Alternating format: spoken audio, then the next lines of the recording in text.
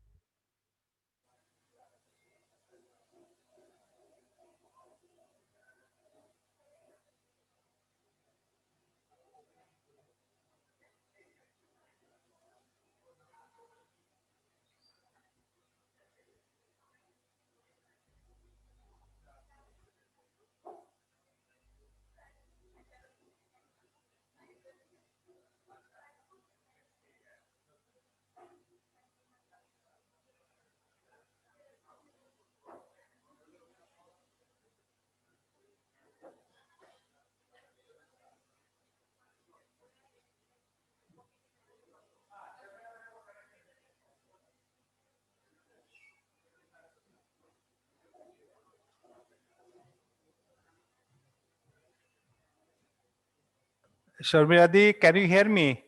I can hear you. Thank you very much. Thank you. Thank you. Welcome to Dhaka. আমি মানে ঢাকা থেকে আপনার জন্য আন্তরিক শুভেচ্ছা। Thank you. সবাই অপেক্ষা করছি আপনাকে। হ্যাঁ। Oh, so nice. Great. Thank you. আমরা আর এই তো 6 মিনিট বাকি আছে, শুরু করব আমরা এখনই আর কি। ওকে। অনেক থ্যাংক ইউ। Thank you. আমার এখানে হ্যাঁ একটু কনস্ট্রাকশনের কাজ চলছে। আচ্ছা, কোনো অসুবিধা নাই। আপনি যখন ক্যামেরার সামনে আসবেন ওই কনস্ট্রাকশন হাউস কোথায় চলে যাবে কোনো বিষয়ই না। আমরা আপনি আসলে পরে সব ঠিক হয়ে যাবে। ওকে ওকে ওকে, কনস্ট্রাকশন আওয়াজ কেউ শুনবে না, আপনাকেই দেখবে, আপনার কথাই শুনবে সবাই। ঠিক আছে, শুনতে পেলে তো? হ্যাঁ, না আমরা শুনতে পাবো, আমরা শুনতে পাবো, আমরা শুনতে পাবো নিশ্চয়ই। Okay, okay. প্লিজ আমরা রেডি, আমরা জাস্ট 5 মিনিট আর ধীতিমান দে এখনো আসেননি। ঠিক আছে, দিদি তার জন্য ওয়েট করছি, আশা করি চলে আসবেন এক্ষুনি। হ্যাঁ এসে যাবে। জি।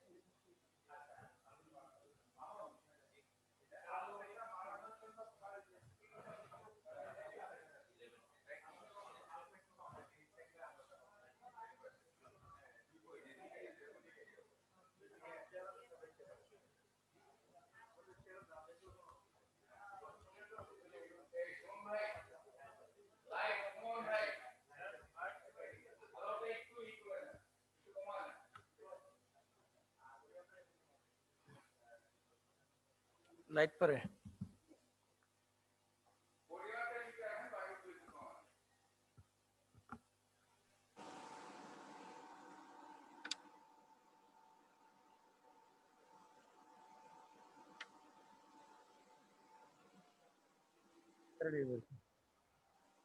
इधर ही थी एंगल है ना एंगल है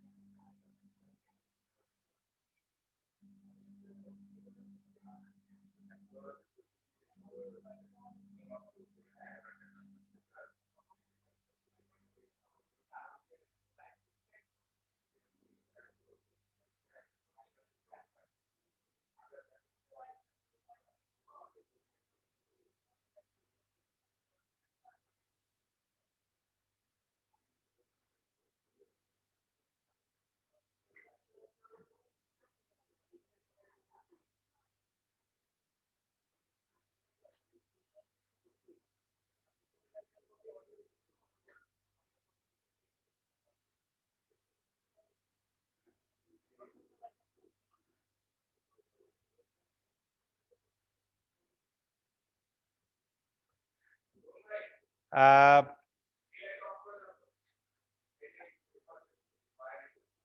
Babun, aste. Okay. Ready? Good evening, ladies and gentlemen. Today is the 5th day of the Dhaka International Film Festival. We are very happy. Today we have a seminar on Satyajit Ray, 100th birth anniversary of uh, legendary filmmaker. And Dhaka Film Festival is honored to have a tribute section. And we have a seminar today. The subject of the seminar is Satyajit Ray, National as a Global. Uh, the one keynote paper will be presented by Mr. Mofidul Haq, and this session will be presided by famous cultural activist from Bangladesh, Mr. Asaduzzaman Noor, MP. And discussant will be famous actress from India, Sharmila Thakur, and Mr. Dhritiman Chatterjee.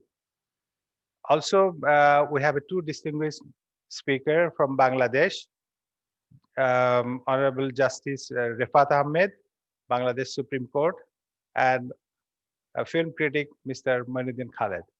I would like to request Honorable President and keynote speaker, Mr. Khaled, please join us in the stage.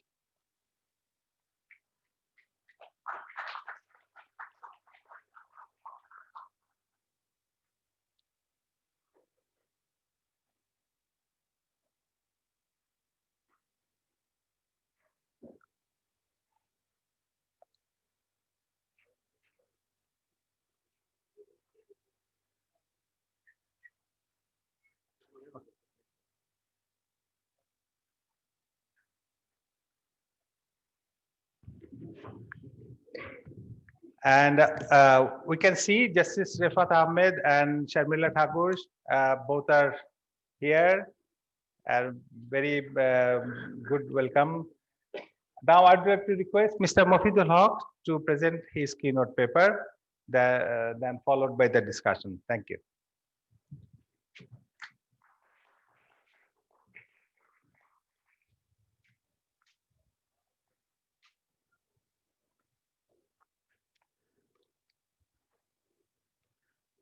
Good afternoon to all the distinguished guest who has joined this seminar to pay tribute to legendary film director Satyajit Ray, and who actually has to face many difficulties to be here. And we are happy that the audience is almost packed, keeping the safe distance and the health rules. And distinguished panelist, honorable president of this session, our old-time colleague, mentor, Mr. Asaduzzaman Noor, MP, former Minister of Culture, and among the panel, we have two distinguished participants from India who are historically and closely related with Satyajit Ray and his filmmaking. And it's a great honor for me to present my paper in front of them. Sharmila Tagore, she needs no introduction, and Dhritiman Chatterjee will also join, as well as Justice Refat Ahmed, who is joining on the virtual link. So I read out my paper, which is a humble tribute on my part and also from Rainbow Film Society and the Dhaka International Film Festival, that this year we are celebrating the birth centenary of Satyajit Ray, and also this is the year which, as a continuation of the birth centenary of who was born on 17th March 1920 at Tungipara, and 17th March 1921, we were supposed to have the closing ceremony of his birth centenary. But due to COVID scenario, Bangladesh has decided that they will also observe this year as the birth centenary of Bangabandhu Sheikh Mujibur Rahman. So the two persons from two different fields, but two tall persons, both of them were average, above the average height of the Bengalis in all respect. And it is great honor for me that this festival is also dedicated to the birth centenary of Bangabandhu Sheikh Mujibur Rahman, and we pay our tribute to Satyajit Ray and as well as to Father of the Nation. So I will read out my paper titled as Satyajit Ray, National as Global. And I know my limitation, and I know that Satyajit Ray, so many critics have tried to explain his aesthetics, his art of film, his life, his contribution in Indian film, and also changing the whole way that people look at the film or the director's perspective. And I feel very humble that I do not have the capability or the strength, but I has been given this opportunity and I grabbed it because I thought that this will be a great occasion in my life to pay tribute to him and also in front of the distinguished panelists. Satyajit Ray emerged in the Bengali film world and the global arena simultaneously with his maiden venture, Pather Pachali. When he started the journey in 1952, he had no mentor before him, but the young director had accumulated deep knowledge about the art of cinema through his study and observation. He was an urban cosmopolitan youth without much exposure to the life of rural Bengal, who has chosen a story entirely set in remote village. But Satyajit Ray knew very well that he was going to make a departure from the beaten track, facing a challenge for him and his film. He was lacking in everything except the confidence in himself and in the art of cinema. The film and its making is now part of history, which has been analyzed in minute details by many critics.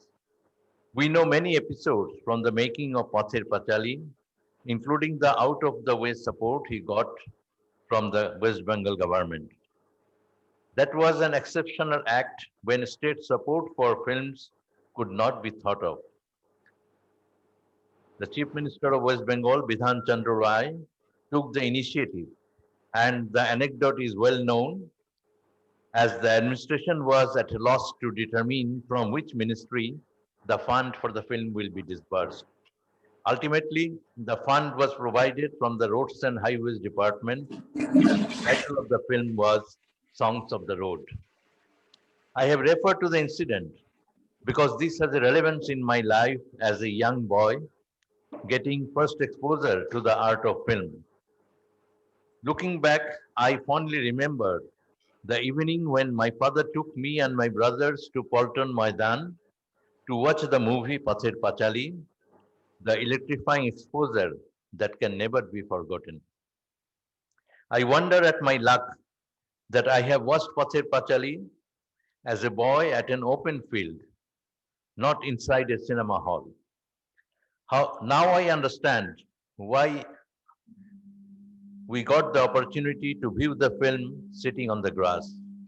As the West Bengal government was the producer of the film, the Indian High Commission in the then East Pakistan arranged many public screening of Pather Pachali.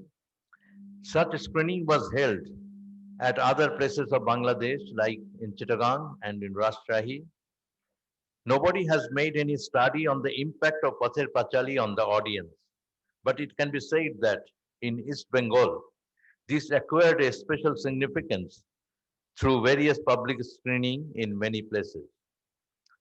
I also wonder that many years after the screening of Pather Pachali at the Polton Maidan, Satyajit Ray came to Dhaka in 1972 on a short visit to join the celebration of 21 February and addressed a gathering at the same Polton Maidan. In that meeting, he said, I quote, আমি ব্যক্তিগতভাবে বলতে পারি যে আমি আজ 20 বছর ধরে বাংলা ছবি করছি। এর মধ্যে বহুবার বহু জায়গা থেকে অনুরোধ এসেছে যে আমি বাংলাদেশ বাংলা ভাষা পরিত্যাগ করে অন্য দেশে অন্য ভাষায় চিত্র রচনা করি। কিন্তু আমি সেই অনুরোধ বারবার প্রত্যাখ্যান করেছি, কারণ আমি জানি যে আমার রক্তে যে ভাষা বইছে সে ভাষা হলো বাংলা ভাষা। আমি জানি যে সেই ভাষাকে বাদ দিয়ে অন্য ভাষায় কিছু করতে গেলে আমার পায়ের তলা থেকে মাটি সরে যাবে, আমি কুল কিনারা পাবো না, শিল্পী হিসেবে আমি মনের জোর হারাবো। Unquote. As the world pays tribute to Satyajit Ray on his birth centenary, we from Bangladesh join the celebration with further enthusiasm. His ancestral home at Moshua, Kishoreganj, was long abandoned as the family migrated to Kolkata 3 generations ago. Satyajit Ray had no connection with his Moshua home, deep in rural East Bengal. The illustrious family need no introduction to Bengal. The urban upbringing had given them a different aura with many traits that were not compatible with Bengali tradition. The journey to the city and colonial metropolis played a role in imposing certain cultural archetype on the society.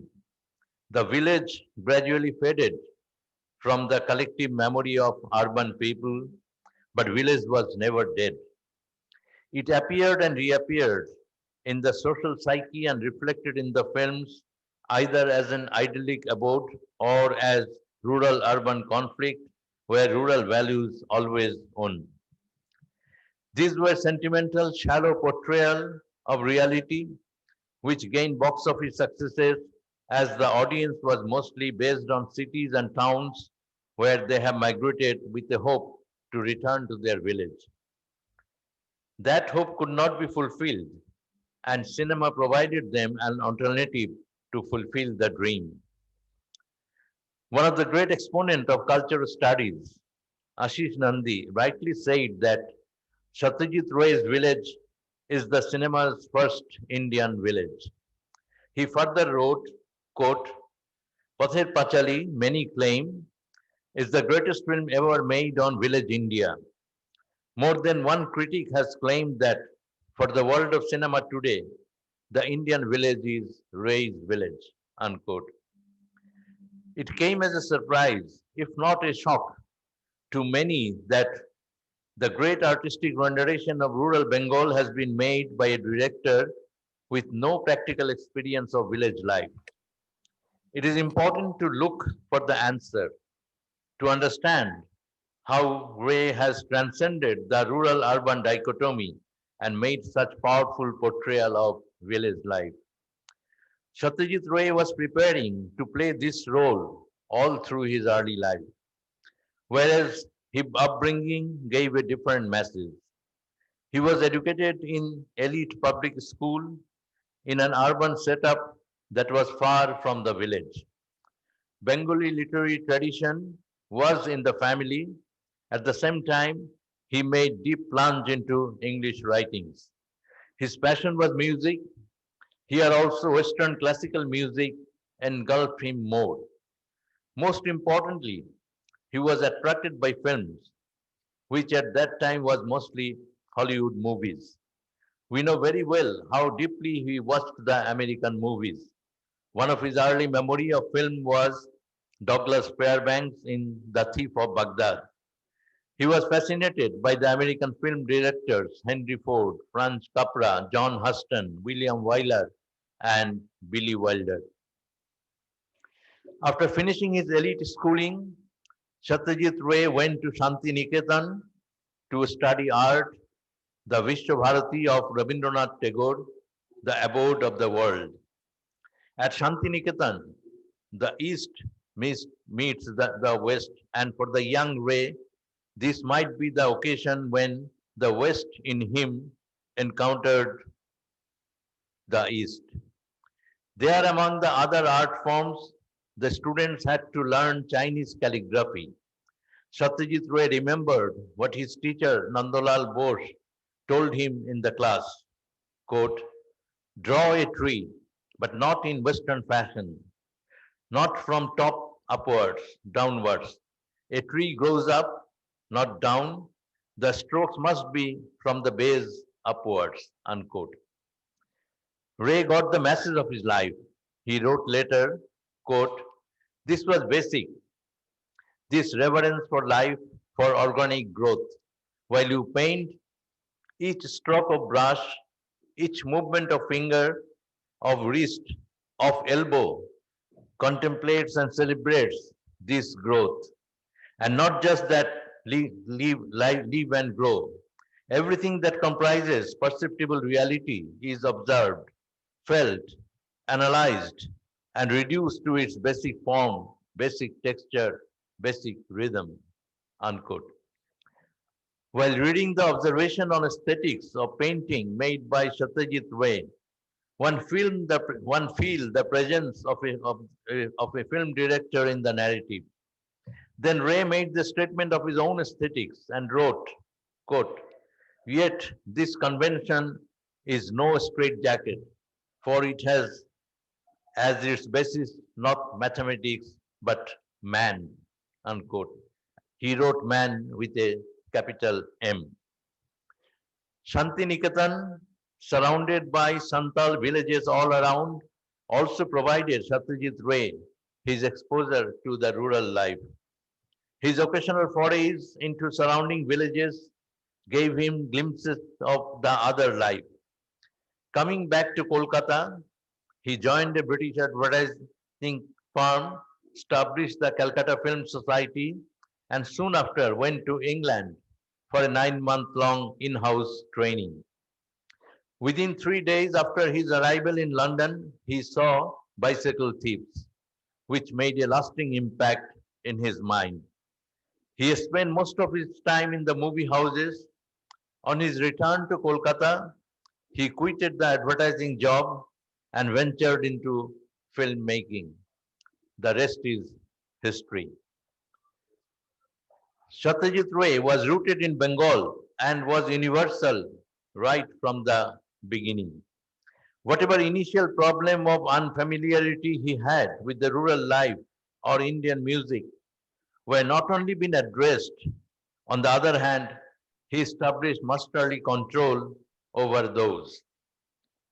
His worldview and universal cultural ethics and learning made him an artist of Bengal and the world. All his life, Satyajit Ray made films rooted in his culture and environs, but based his aesthetics and techniques on the universal knowledge and particularity of the art of film. The tools of filmmaking are the same, whereas the outcome is varied and diverse. Satyajit Ray aimed to achieve that by focusing on human relationships. His work was dedicated to look at life through the lens of a camera and gifted us one by one with the totality of cinema as art form. His work has a diversity that surprised many, especially his critics, but enriched millions of his audiences both at home and abroad.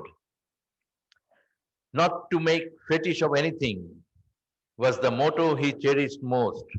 That's why he could easily break the narrow categories that we try to impose on artistic expressions. He also moved beyond the confinement of a space and ultimately beyond the time he belonged to. I know very well that I am not competent enough to pay proper tribute to Satyajit Ray in his birth centenary. But this gives an opportunity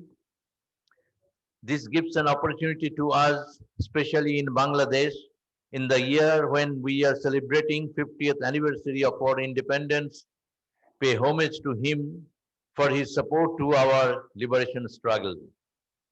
During the 9-month-long liberation war, Satyajit Ray raised his voice condemning the genocide committed by the Pakistan army, took part in demonstration in solidarity with the struggling people of Bangladesh. Satyajit's love for East Bengal, the fragmented part of Bengal, found a symbolic expression in his and his mother Suprabha Roy's affection for Amanul Haq, the renowned photographer. Suprabha Roy, in her last days, shared her intimate thoughts with Amanul Haq. She narrated how the Jamindar Hari Kishore Roy Chaudhary and his heirs lost their property at Moshua, Kishoreganj, and other stories regarding the family. Mary Seton, the biographer of Satyajit Ray, referred to this conversation between Amanul Haq from East Bengal and Suprabha Rai, the heir of Jamindar of Moshua. Amanul Haq's photographs of Satyajit Ray was included in Mary Seton's book. Satyajit was very worried about Amanul's fate during the 9 months war of Bangladesh. On 20th January 1972, he wrote to Amanul, quote, "Sneher Amanul, গত 6 মাসে কমপক্ষে 50 জন ওদিকের লোককে তোমার খবরাখবর জিজ্ঞেস করে কোনো সন্তোষজনক জবাব না পেয়ে গভীর উদ্বেগের মধ্যে ছিলাম। কাল শ্রীমান পারভেজের হাতে তোমার পাঠানো চিঠি জিনিসপত্র পেয়ে যে কতখানি আশ্বস্ত ও আনন্দিত হয়েছি তা বলতে পারি না।" Unquote. These lines of Satyajit Ray expressed his deep feeling for Amanul Haq, who symbolized Bangladesh to him. Immediately after the emergence of Bangladesh, Amanul Haq received a letter from Mary Seton dated 23rd December 1971.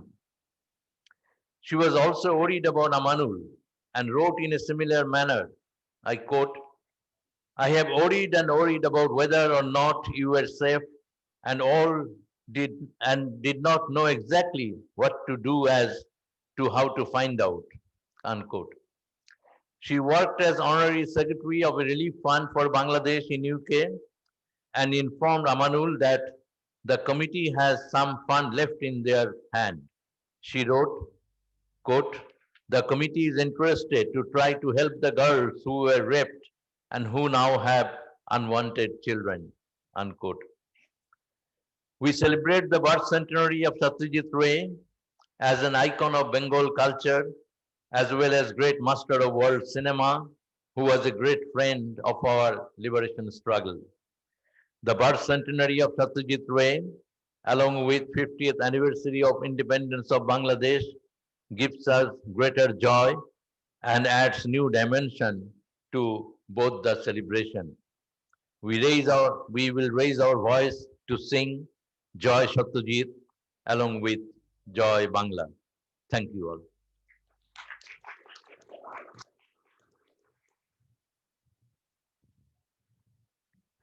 Thank you very much, Mr. Mafidul Haq. It's a wonderful paper you have presented. First, I will ask Mr. Moinuddin Khaled. He's a film critic and art critic and film society activist. Since last 45 years, I'm watching him as a film activist, and we are very happy. So he's going to start today. Mr. Moinuddin Khaled.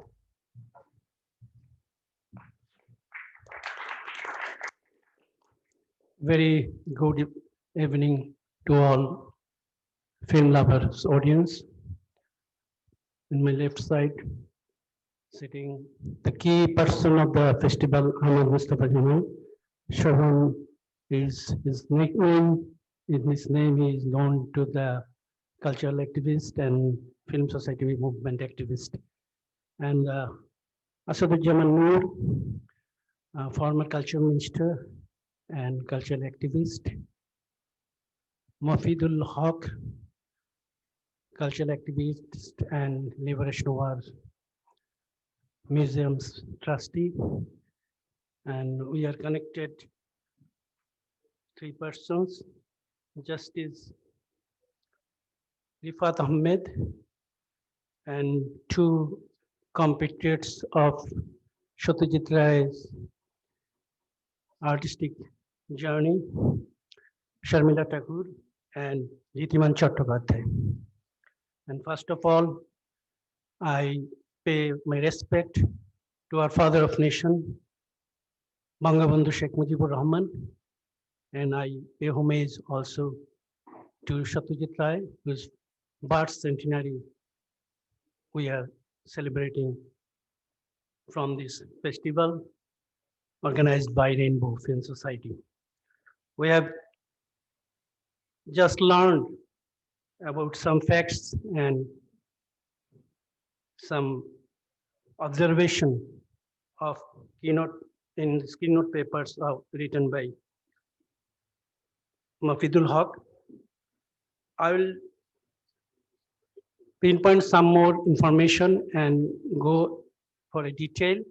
And for this, first of all, I would like to say that family lineage that Ray bears, that is his grandfather Upendra Kishore Rai Chaudhary, then his father Shukumar Rai Chaudhary, and finally Satyajit Rai Chaudhary, whom we know as Ray. And Satyajit himself wrote in his memoir, only memoir, that is My Years with Apu, that grandfather Upendra Kishore was a true Renaissance man, and who painted, played the violin, and composed songs. He was a pioneer in half-tone block making and founded a printing press which soon established itself as the finest in the century. He died in the century. And the same thing happened in Upendra Kishore's son's life in Shukumar Rai Chaudhary. He did all these things. And we know that Upendra Kishore Rai Chaudhary sent Shukumar Rai Chaudhary to England in Manchester School of Printing, where Shukumar Rai Chaudhary got first class in printing technology. And finally, Satyajit Rai bears all this quality: printing technology and typography, illustration, story, especially for the children, and finally film. And Satyajit was fond of Hollywood film. First was love with the deificated faces of actresses, and finally with the directors and their films. And after that, we know he went to London and he saw a film in his 3 months visit, 99 films.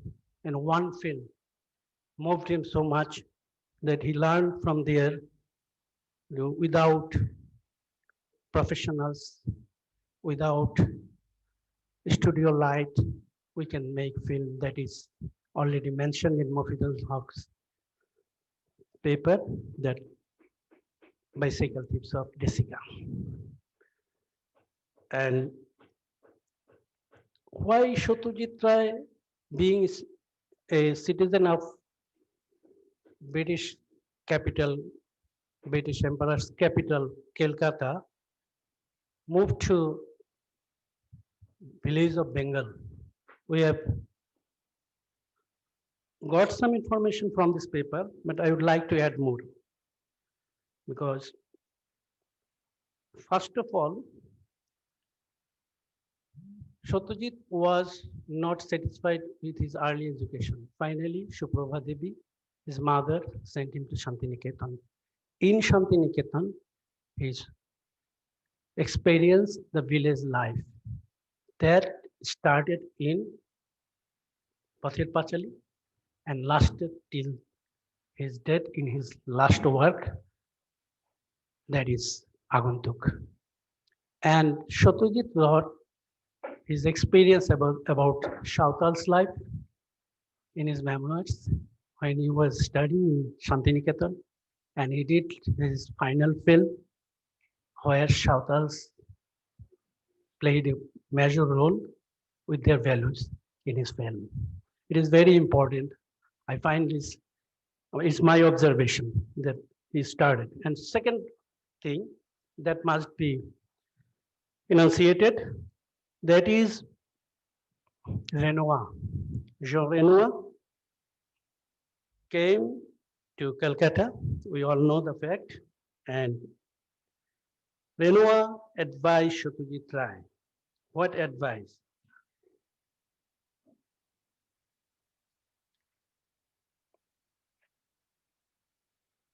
Just a minute.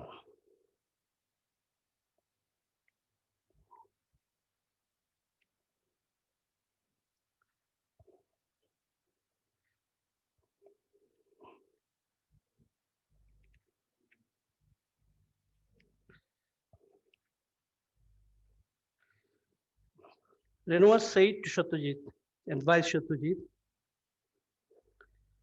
you can turn aside from the Hollywood world.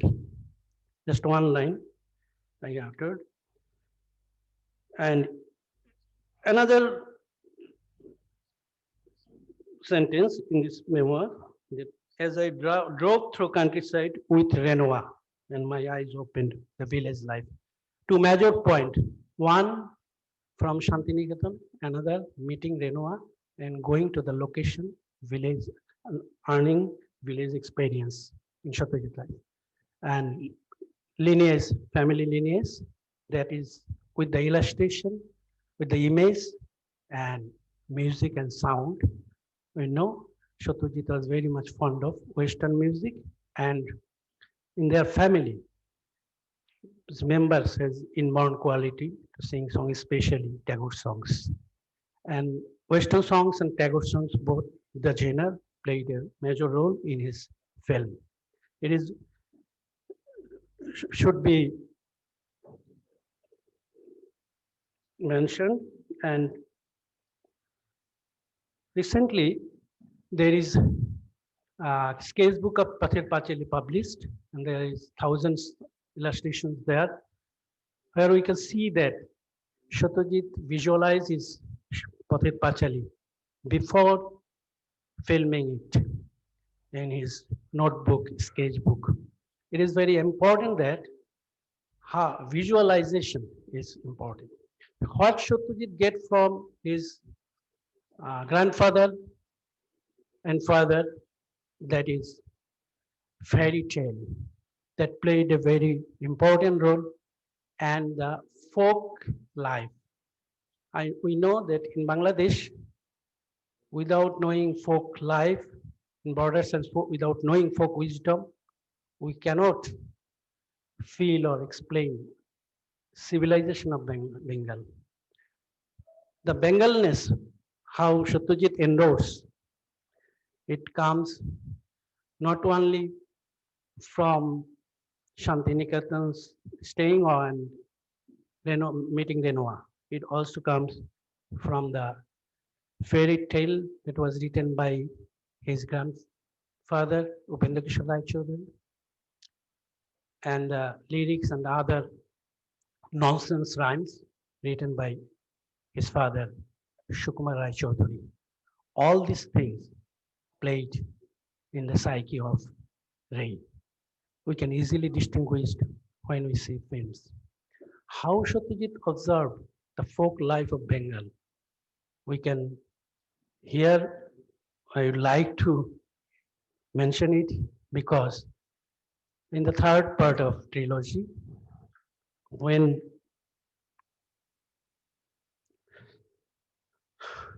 the marriage ceremony was there, and when they were entering the southern part of Bengal in Khulna, we hear that there is some songs, there is folk song of Bengal, especially East Bengal, now in Bangladesh. So one thing we always accuse Satyajit that he is not that much connected with the folk life of Bangladesh, or Bengalness is not that much prominent in his focus. But that's not true. From the Pather Pacheli to the last film Aguntuk, we will see the fairy tale. And fairy tale and seeing world through the eyes of children, it is very important for the film, for Pather Pachali. We know Opu and Durga seeing the world. And Pather Pachali, why throughout the world, throughout the year, So many writers writing articles on it, and throughout the world, so in so many institutes, students are learning saying Pather Pachali is most important, because what is universal, what is global, we cannot distinguish unless we know my space, my time. Satyajit, especially in temporal point of view, he elaborated with filmic detail the Bengalness.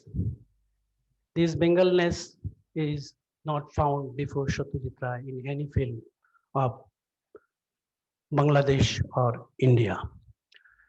So we keep in mind that Satyajit from Bangladesh, and when he is making film for children, we know that nobody, no Bengali filmmaker, even in the perspective of global arena, no filmmaker did so many films, 5 films on children, for children.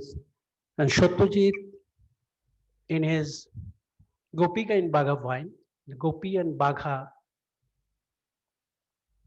song, the line that we are from Bangladesh. Amra Bangladesh থেকে এলাম. Why? Because Mushwa, the Mymensingh Kisharganj, the village where Thakurmar Juli and other fairy tales was collected from there. And Upendra Kishore Rai Chaudhuri, Lokinaranjan Rai Chaudhuri, all Chaudhuris, and R.C. Chaudhuri, who helped, he is also from Kisharganj. So by accumulating all these facts, we can understand Satyajit.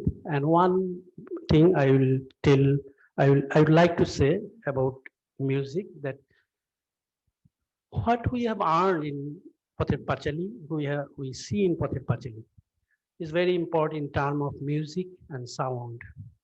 There are so many references, but I will tell you one thing that we have already seen it.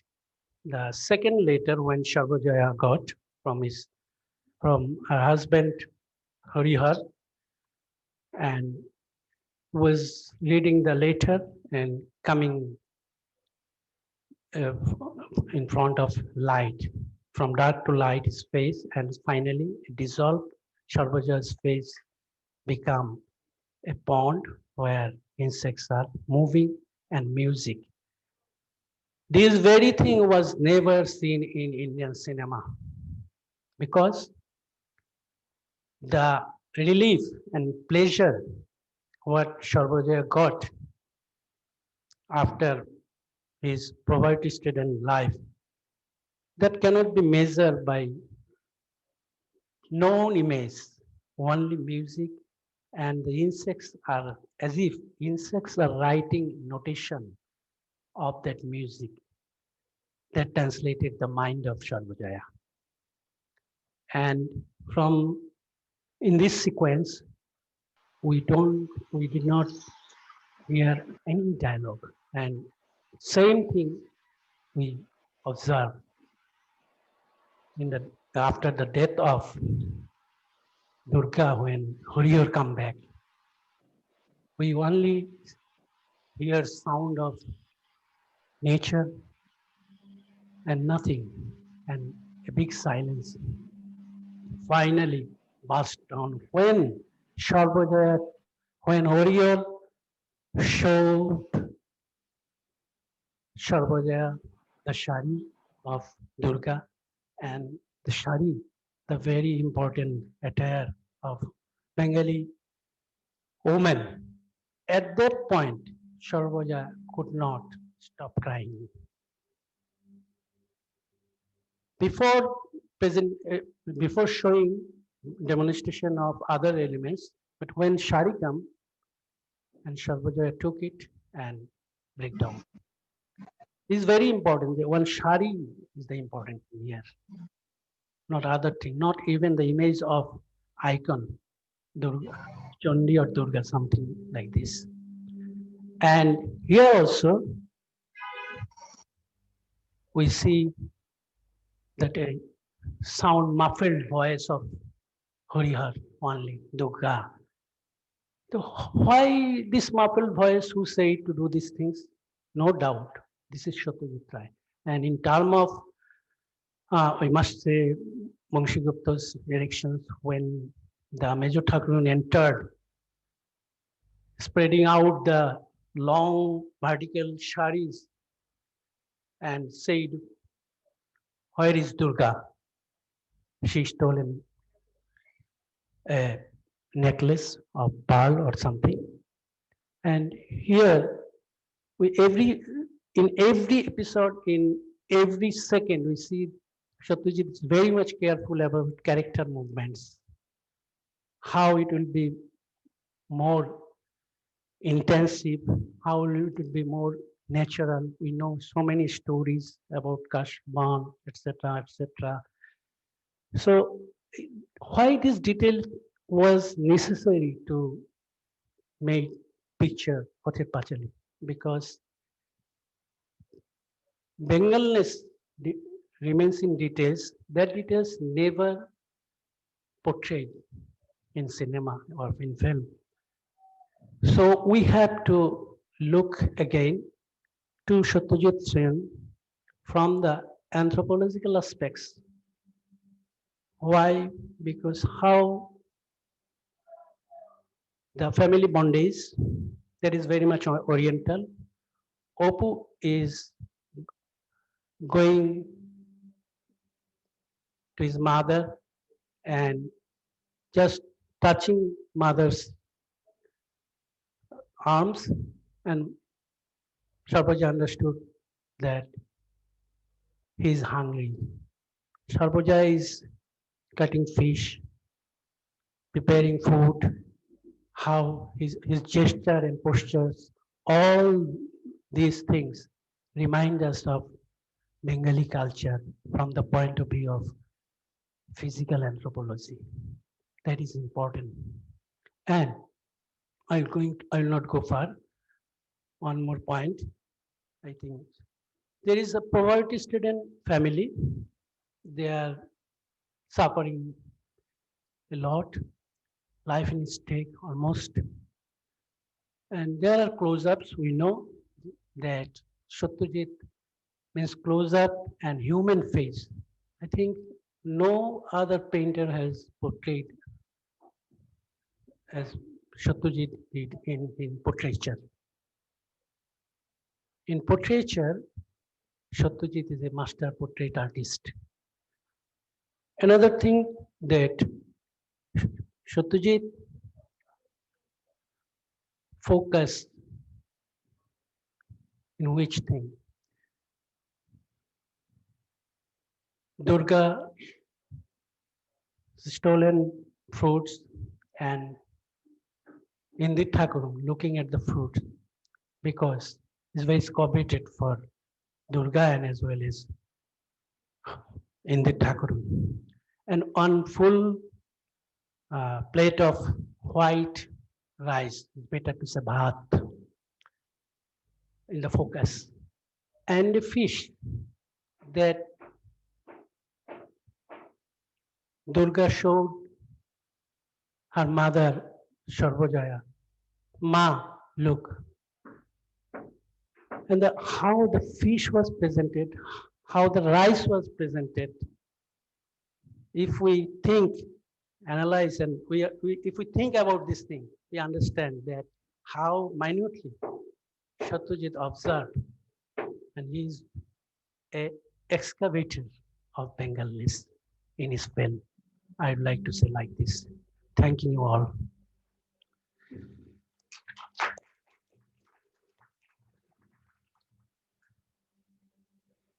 Thank you, Professor Manuddin Khaled, for your resourceful speech. Now, I would like to request Honorable Justice Syed Rifat Ahmed to deliver his speech. Justice Sefat Ahmed is there. I'm here with you. Good afternoon, good evening, Yeah, please. good evening. Thank you, Mr. Ahmed Mustafa Jamal. It's an absolute pleasure and a privilege for me to be here. I think I'm a bit out of the league here, given the preeminent discussants. First and foremost, my regards to Mr. Asaduzzaman Noor, the keynote speaker, Mr. Mufidul Haq, discussing Mr. Mainuddin Khalid, Mr. Dhritiman Chatterjee, and of course, Ms. Sharmila Tagore. What I'm about to be speaking about in the next 15 minutes or so is more of a personal account than that of an academic or of an expert. And I'm very thankful to Mr.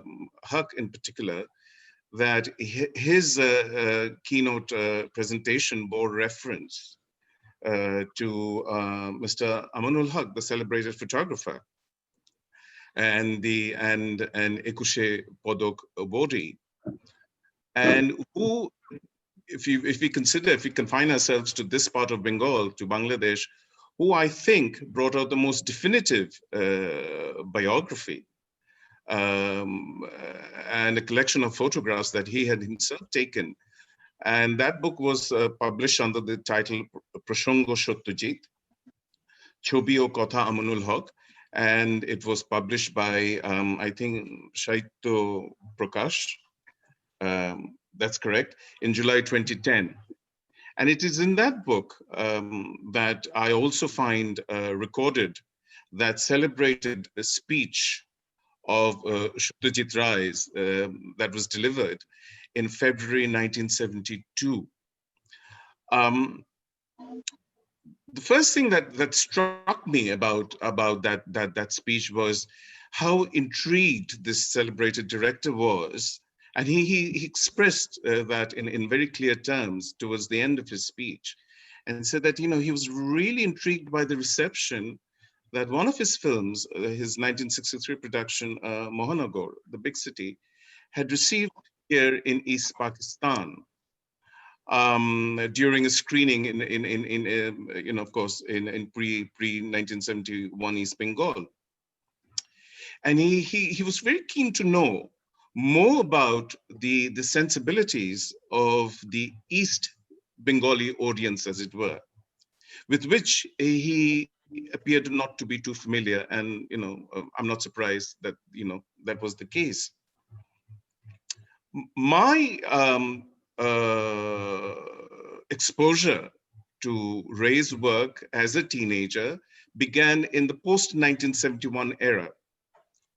And there was a rush of screenings in cinema halls and in our state-run television, BTV at the time, of the classics of Ray and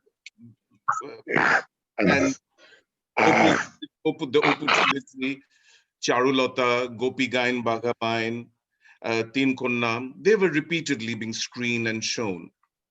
And my first take on that was of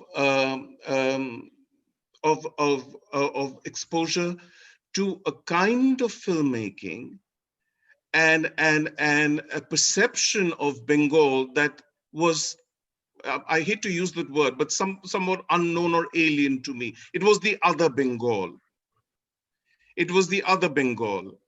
And that, I think, piqued my interest into Ray's work as to how, someone from the other side viewed, Bengaliness, as it were, if I can use that word.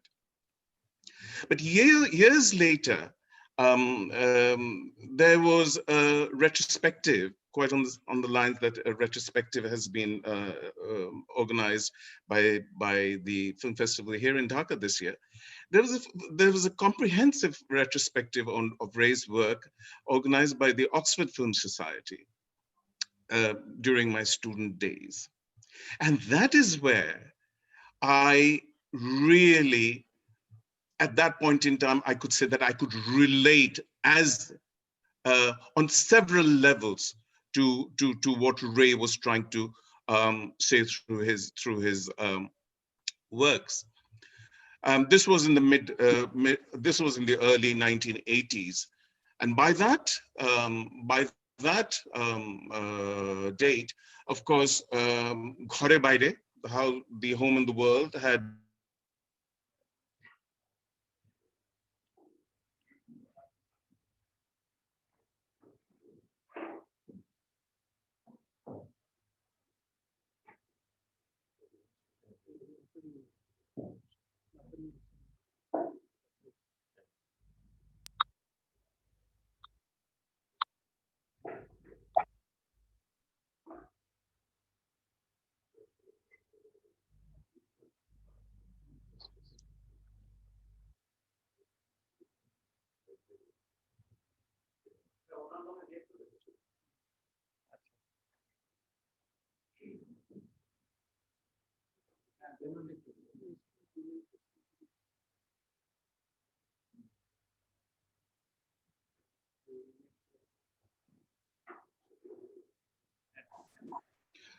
I'm back. I'm sorry about this. I got disconnected. It happens. My apologies. But as I was saying, Ghore Baire had been released by that date, by that time, and it related to East Bengal. You know, it was, the context was somewhat divisive, depending on from which side you were looking at it. The divisive issue of the first partition of Bengal, the timeline was around 1907. And of course, the Swadeshi movement played a key role in that film. And there was subtle, you know, tensions and nuances of a very fractious Bengali political setting, and a divisiveness along communal and a class divide. So that film was there. But at that retrospective, the film that really struck a chord with me as a Bangladeshi was the 1973 production of Bibhuti Bhushan Bandyopadhyay's Oshani Sanket, or The Distant Thunder. And what was important for me, what was significant for me for that in that film was that Bengal was taken as, you know, there was a panoramic view of Bengal in distress, albeit in distress, and its fate under siege by forces that were external and overwhelming and sinister somehow, and which Bengal could not overcome. But that, I think that storyline had an unifying force for viewership all across Bengal. And I as a Bangladeshi, still at a very impressionable age, related to that in a big way. And as I said, its storyline was pan-Bengali in its proportions, presented in living color. And I think it was also significant that Satyajit Ray decided to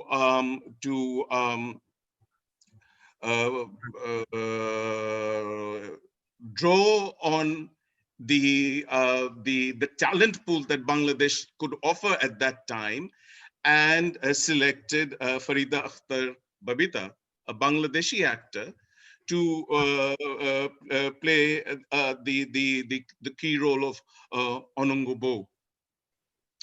And it was at that retrospective, as I was saying, that helped me to sort of relate to both to Ray and to the predominantly Western or the non-subcontinental audience that I found myself in. And at both levels as a Bangali. And there I realized that I was actually an amalgam or an embodiment of the worlds of art, intellect, commerce, politics, religion as often get intertwined in Ray's films. And sometimes all these get featured in one single film. And there, I think Ray's biographer, Andrew Robinson, has aptly noted in that context that taken together, Ray's films seem to encompass a whole culture, that of the Bengalis, regardless of any artificial social political divide. And that is an achievement that Andrew Robinson attributes to Ray as uniquely being Ray, and an achievement that no other filmmaker has attained. At the 1972 speech delivered at Dhaka's Paltan Maidan, as Mr. Mufidul Haq said, has mentioned that, there was a notably emotional or sentimental Ray saying, expressing his inner self as a Bengali first and foremost, as a person and as a filmmaker. And he, at that point in time, also said that he could not contemplate, at that point in time, of making films in any language other than Bangla. But we know that, as the years and the decades went on, he did make a foray into that genre of filmmaking. If you sort of, divide genres as in terms of languages. And he and one of his in both, he made two films that I know, but I stand to be corrected. There was Shatranj Ke Khiladi in 1977, The Chess Players, and another film that he made for Doordarshan, Sadgati, Deliverance, in 1981. And both used, well, the Chess Players used the Urdu language, the language of the Nawabs of Lucknow, as as a medium for that film. And Sadgati was, Hindi, and of course a dialect that was he used, both being adapted from short stories of Prem Chand. And there is a very interesting account or given in Andrew Robinson's, by Andrew Robinson, that how did Ray adapt to the process of filmmaking other than in Bengali, especially in Shatranj Ke Khiladi. And there is this humorous account that shows Ray going through a very circuitous method of writing down a script first in English, and then having it translated into the Persianized Urdu of Lucknow by Javed Siddiqui and Shama Zaidi, then having that relayed and read to him, and then simplified when necessary, and then being used as the actual dialogue for the film. And one of the things he sort of wanted to monitor was the comfort level or the ease with which the actors were using the dialogue in that in that language, whether they were at ease. And for the most part, he found that they were, and that was it. That was that for him. And that is where the language barrier was overcome easily by him. And he, in fact, at that point in time, later on, reflecting on the process of filmmaking, as far as Shatranj Ke Khiladi was concerned, he relegated the language as a medium to portray message, a cinematic message, to a secondary level, because one of the remarks he made about Shatranj Ke Khiladi was that none of the reviewers were extremely worried about the dialogue.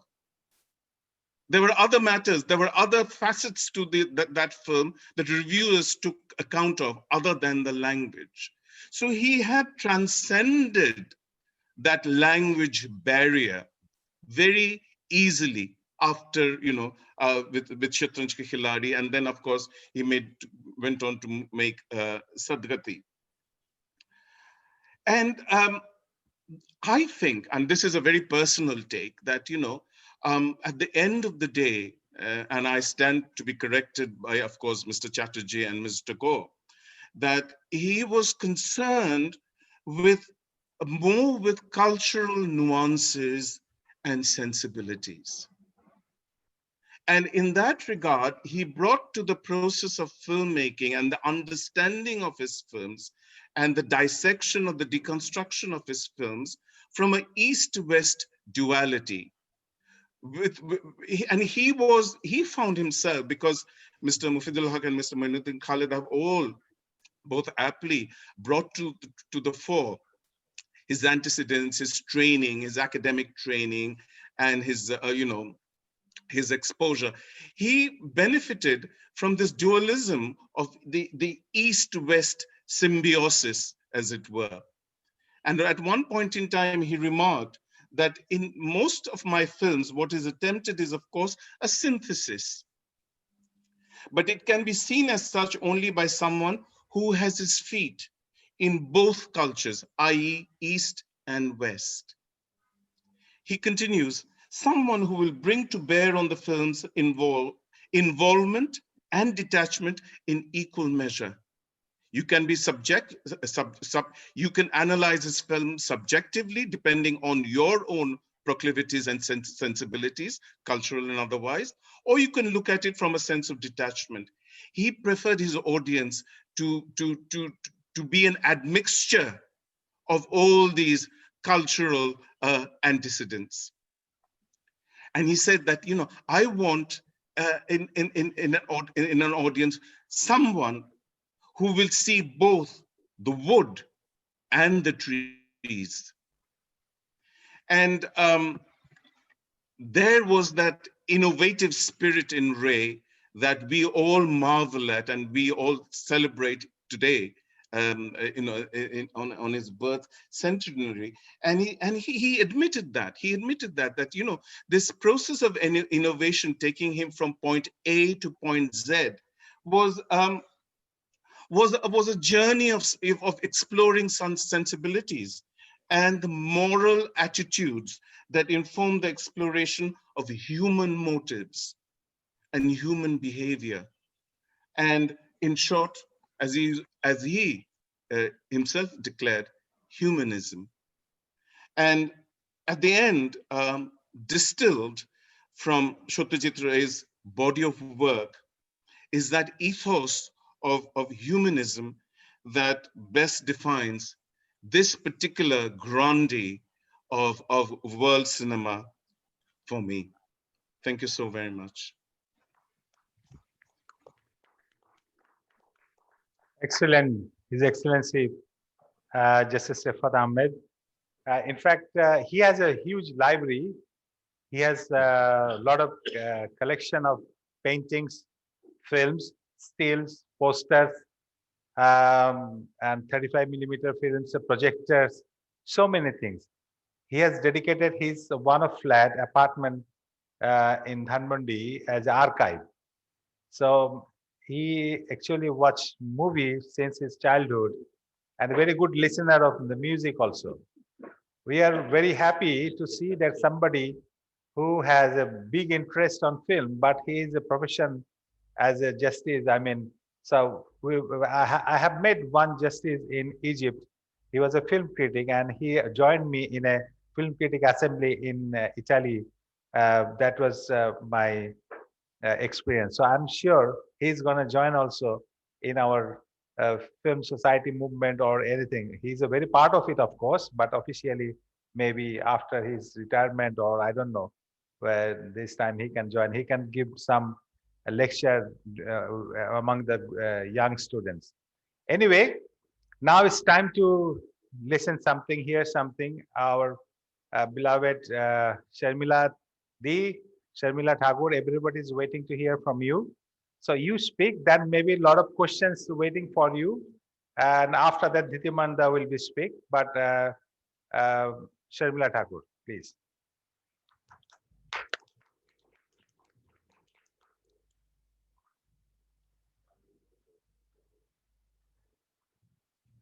You need to unmute your uh, yeah. Sorry about that. Yeah, it's all right now. Yeah, okay. Very technologically hugely challenged, but I think it's been wonderful that in this very challenging and unprecedented time, you have been able to organize and bring everybody together for this wonderful. There's so many wonderful things happening. First, of course, is your 50th independence celebration that is going on. And then it's the 19th, if I'm right, the International Film Festival of Dhaka. And then also you're celebrating the centenary year of Satyajit Ray. So I think it's just wonderful. It's a great privilege and honor that you have invited us, Dhritiman and I, to be part of this, to participate in your seminars, and very, very intellectual and very dissective kind of, especially Justice Ahmed's reading of Ray's films. I never quite looked at the duality of, in fact, I'd never really heard of it before. So this is the first time, and most certainly introspect, think about that. And I have visited Dhaka a couple of times before, and with Shomitra, we've recited Tagore poetries, and both time the audience has been so warm and so welcoming. It's been so wonderful, and I've gone back with such memorable memories, and of course a suitcase full of Dhakai Shari. So I regret not being able to come to Dhaka personally, to be able to, because somehow through this, I can see you, but it's not quite the same. So thank you again for inviting me. And this keynote address of Mofidul Haq, that was very interesting. And this how you need to be more national before you become global. And of course, Justice Ahmed saying that he didn't quite get it right, but eventually he got it. Or rather, Justice Ahmed got him eventually when he went to Oxford. And then later in Oshani Shanket, Manikda got it right. And if I may say that it was a co-production at that time between Bangladesh and us. And in that process, I lost out because Manikda had sent me the script of Oshani Shanket, but I was thrown out because of Babita. So in my case, it was a loss. In your case, it was a huge gain. But yes, global, national, because Manikda was, I think, one of those very early directors who, in fact, the first one, I think. Of course, Ritik Ghatak and Mrinal Sen were also there, very much there, his contemporaries. But Manikda could have this very, very easy and simultaneous dialogue with home and abroad. And his films somehow, I mean, it's wonderful that 66 years after he made his first film and 30 odd years after he passed, we are still, discussing him, and he remains in our conscience. And it just shows not just the mastery of his filmmaking, but the essential humanism, which finally Justice Ahmed referred to, of his films, which actually cut across language and cultural barriers. Because when you see his films, it reaches at that feeling level. You can understand his films despite not having, just now Criterion had released a restored version of Trilogy in New York, and people flocked to see it without, they said that, I don't know, Roger Edgard or somebody said that despite being so far away from this culture, we still had sleepless nights because that basic that feeling is what Ray brought into their life, which transcended all kinds of cynicism and all kinds of trying to understand externally. Somehow he pulled you into that, and you just felt that yes, here's a film that I can understand and I can feel about, although I know nothing about this culture. So yes, I think that essential humanism of Ray lives on across time and space, even now. And speaking personally, he introduced me to cinema in 1959, way back in Opu Shangshar. And that was my first film. I was a schoolgirl, unlike Shomitra, who was 10 years older. He was interested in theater. He wanted to be part of Operagito, but Manikda felt he was too short, too tall for it. So he lost out on that. So both of us worked in Opu Shangshar together. And I was just a schoolgirl. And those days, working in films was hugely frowned upon. And we were not even allowed to see films.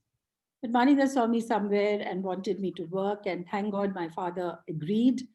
And the rest is history, because Manikda changed my life and introduced to this magical world of cinema. And I've never really looked back. And that film, even now, 5 generations later, when I see it either in France or Washington or wherever, the romance of Apu Shangshar has lived on. So, and then I went on to work with him in many other films. And when I think of Manikda, 2 images that come to my mind. One is that, his room and his chair. He's sitting on his chair, and those days he used to smoke. So he had a cigarette in his hand, or sometimes even a pipe, and surrounded with paintbrushes and books. And there's a piano in the corner. So instantly, this is a man of ideas, far removed from any commercial, because he had no interest in anything else. He just bought books and he bought music, and that was that. So he just wanted to make films. Once Shomitra asked him that why you could have been a writer, you could have been a painter, you could have been even a musician. Why did you choose films? So he said that at this point, music, art, everything has reached a certain stage. But films, there is a lot to do there. And that's why he chose to become a film director. And that was our gain, because he did change the language of cinema. Because before that, the background music used to be very, very theatrical. Acting was theatrical. Of course, there were wonderful, there was Ajay Kaur, there was Tapun Sinha, there was other very eminent filmmakers there. But somehow he brought that colloquial language as we speak. Sometimes we switch from Bengali to English. So he brought that, and the background score had a radio music playing somewhere else, or a tap, the tip of the water, or a dog barking somewhere else. So he brought a different kind of flavor to the cinema. And after so many years, the culture traveled in very mysterious ways. So after Shyam Benegal and Adur Gopalakrishnan, who say that they were influenced by Manikda, but even today's multiplex directors are also somewhere influenced by Ray. So he has really influenced the film industry in a very big way. And those days when he was working, the studio conditions were abysmal. You couldn't even take a simple trolley shot because the floor was full of potholes. It was uneven. So that was a challenge. Then all these editing machinery, movie alas and others, they were so ancient that you risked losing the negative. The negative could get scratched or even broken in these. So we had to be very, very careful. Then in the lab, and those were the days of load shedding, and you could lose precious footage. And I believe it happened in Ghare Baire. I remember we were watching, and then suddenly somebody came and said it's happened in the lab, something, a disaster has struck. So these things happened. So I think it caused him a lot of stress. And it could have been one of the reasons why he had this early heart attack. That another image that comes to my mind, because during the lunch break, he didn't go out and had lunch with everybody else. He had his lal doi and some fried fish from Furpos that used to come. And he would be sitting next to his camera and chewing on his handkerchief. He went through one handkerchief daily, always planning ahead and always thinking about or reflecting on his work. But I think he experienced a lot of stress because he had such small budgets. And I mean, we couldn't really afford the luxury of more than 2 or 3 takes. So, he was ready to the nth degree so that when we went to this set, everything was there. And his team was Subroto Mitro and Bongshik Chandra Gupta. They were his art director and DOP. And he didn't have the luxury of today's directors. He didn't have the right equipment. But Subroto and Manikda together created this bounce light, which is now used by everybody. So he kept on innovating, improvising, and it wasn't easy filmmaking for him. But somehow, we all got this bound script, handwritten, and then with his etchings of the frame. I mean, they're such treasures. So he was so hardworking. But after Charulata, he went solo, again for economic reasons. Bongshida, Subroto left. And then Arunet Dinratri, when we were shooting, and as all of you have said that he was so inspired when he went to Shantiniketan and Sautal life. So Arunet Dinratri reflects that. And so when we went there, he was operating the camera himself. Shomindu was there.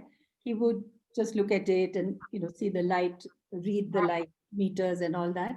But the actual operation of the camera was done by Manikda. He was quite a tall person, bent over his Ariflex camera, and through the viewfinder of the Ariflex, you can't really see the whole frame because the shutters. Am I right, Dhrutiman? I don't know. I think it interferes with the vision. So, but despite that, the camera on a trolley moving, and he's panning to my face, and then again to Shoumitro's, and then other players in that memory game. I mean, it was fantastic. I mean, how could he do it? It was intuitive, like a musical rhythm. So I haven't seen, and then he was doing the wardrobe designing, he was doing the title, the graphic of the title, the what else? I mean, everything, every aspect of filmmaking, he was doing. And he charged only for direction and for screenplay writing. And I don't know if there is any other director who did so many things, alone without anybody. And despite these kind of constraints, despite the budget constraint, he competed with the rest of the world. His contemporaries were Kurosawa, Bergman, who had lot of money to make a film with. He didn't have that. And yet he won awards. So, when you see him, you have to see him in that context as well, the time that he was making his film. And when you talk about two Bengals and the duality, I don't really see that, because obviously he also, yes, he was a Bengali, but he was also a Calcuttan. He was from Kolkata, and he loved that city. And those 3 trilogies that he's made on Kolkata, and where Dhritiman, of course, has played in Pratidwandi, what a fantastic film, and what what a beautiful ending. And then after that, he makes Orone Din Ratri, and no, not Orone Din Ratri, he makes Jono Orone, and then he makes Shima Baddho. So these three films are his trying to understand the youth and what is the country going through. And when you talk about the language, there was another film which nobody really talks about called Two. And US production asked him to make the film, but then they insisted that you must have English language. And it was not negotiable. So what he did was that there was no dialogue in the film at all. It is just music, and there's two young boys, and it was a protest or a statement against war. So he was not that kind of an activist, you know, who would, like Rinalda, would walk on the street with a slogan and a flag or that. He sat in his room, observed what was going on, and that reflected in his films. So, you know, a lot of people complained, and Bengal, as you know, is very politically conscious. So they criticized him that he's, you know, not interested in politics. But he was. I think that was a misunderstanding, because in Pratidwandi, in many other films, there has been a comment against war and against what was happening in Bengal at that time, in Jono Orone, etc. So, and what, I mean, I have to say the characters that he created in his films, like from Opu to Doyamoi to that Zamindar in Jalsaghar. So it's their unforgettable gallery of these beautiful portrayals. Opu's conflict with modernity and tradition. Doyamoi, how she becomes a victim, a young, unlettered village girl, how she becomes a victim of this bigoted patriarchy. And then this Zamindar who would rather break than bend. And you were talking about Shatranj Ki Khiladi. That was his foray into making a color film. And he was tempted to go into the national arena. And he asked Javed Siddiqui to write the dialogues, but he felt that he lost control. He didn't like it. So he left. He didn't want to do it anymore, because he wasn't comfortable in making any film unless it was in Bengali. And that's what I feel. I know you have researched and you have a library full of books, so you might know better. And as you say, I'll sit corrected. But I feel that Bengali was his love, and he wanted to express himself in that language. But that language transcended, and everybody else could understand what he was trying to say. That Opu Shangsha's dialogues, আমি তোমাকে উৎসর্গ করব, কি স্বর্গ? To my wife, wife মানে জানি, তুমি জানো না, আমি জানি, তোমার চোখে কি আছে বলো তো, কাজল. And then Kajol is later the child is called Kajol. তোমার কোনো অনুশোচনা হয় না? আমি অত শক্ত কথা বুঝি না. আফসোস বুঝো, আফসোস বুঝি. And then, you know, he's going away, and you know, I mean, so, you know, this play of, it's so well written. So well written. There is not a superfluous line anywhere. So, I mean, it's a pleasure to work with that man, and we enjoyed working with him. And I've seen him directing children. You know, he would come very close to and make eye contact with the child. And the child got it right every time. Even I was a child. I was 13 years old when I worked with him. I didn't feel at all overwhelmed or nervous. He would come very close and just explain. We were given a bound script, but we were discouraged to memorize our lines. And then, you know, he wanted that spontaneity. And if he didn't like it, usually it will be first shot, wonderful, excellent, next shot. But if he didn't like it, he would come very close to you and just tell you something, and you immediately understood. I don't know how, but he had this way of communicating to his actors. And he combined veterans and newcomers all the time. In Devi was my second film, and I was 14 years old. And Shobita was a veteran, had acted in 100 films. But you can't tell the difference. So in many ways, I mean, as you can see, that I absolutely idolize him, and nobody can say anything about Rai in front of me. So, but I feel very fortunate that I could work with him, and I could, of course, go on and on. Also, the concept of the hero, like there is no hero in his film, but there is that. What he liked was the heroic struggle of the ordinary man. So his films were very rooted in ordinariness and ordinary people. And as I said, it becomes universal. So long after his film is over, the viewer is moved by this sheer optimism, that envelops him. So I think, given the different concerns of his film will return to enrich our lives over and over again.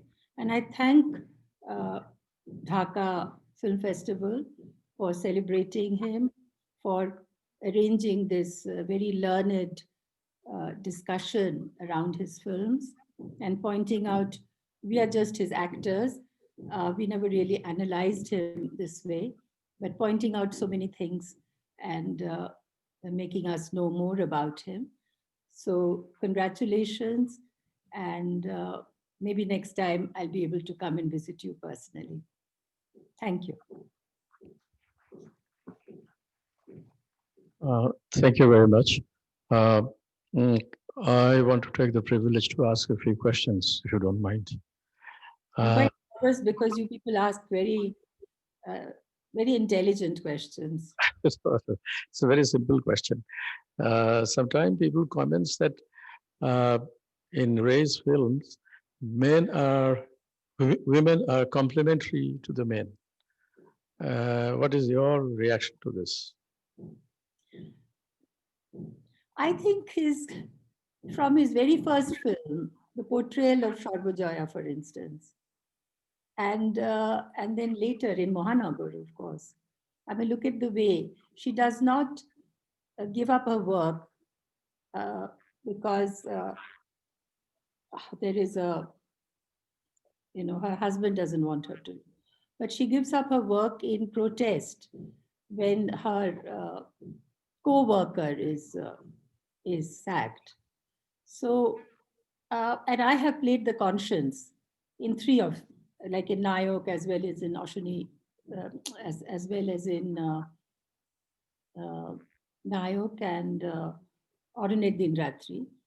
So in Ordinate Din Ratri, for instance, these four boys come to the jungle to see that how Santals are so free, they drink together, and they're so free in there, whereas the city people are not.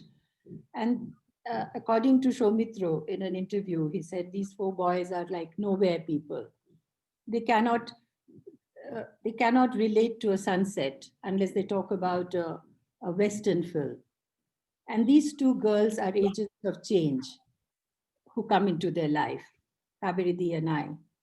And my interaction with Shomitra, Oshim, is anything but, because without being judgmental, without being critical of his ego or his, in the memory game, she loses, right?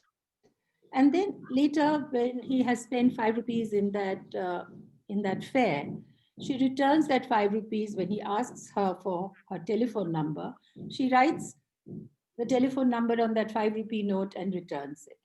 In Kanchenjunga, everywhere the women are just not a wife or they are entities of their, own, they're somebody, as Kurosawa talked about. So he said that his women are like, what does he say? Like fire within and calm without. So his women are terrific. Unlike the popular cinema, which portrays a woman only as an appendage to the hero, but his films are not like that. Thank you very much. It's another very common man's question. You acted in his number of films. What are the other films which you would aspire to be in? Other films, we tried so hard to be in Ghare Baire, Reena and I, Aparna Sen and I, but Manikda said, no way, you can't. Because, he found it very difficult to, according to him, that Bimola wasn't very attractive. So I don't buy that at all. But so that was the reason. And as I told you, Ashwini Shanket, of course, went because it became a Bangladesh co-production. And would you believe me, he had given me Noshtunir's script also. Then he said, no, you look too young and you won't be able to do it. That I don't regret at all because Madhavi was excellent. So that was that. So, of course, I wanted to be in his every film. Thank you. Thank you very much.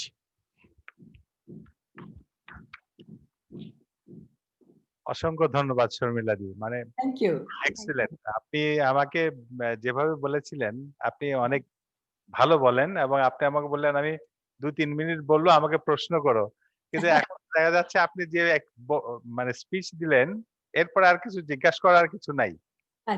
Included in your speech. Anyway, thank you so much. Thank you. Be connected with us, and there's a Dhitiman Chatterjee. Dhitiman is going to speak now. After that,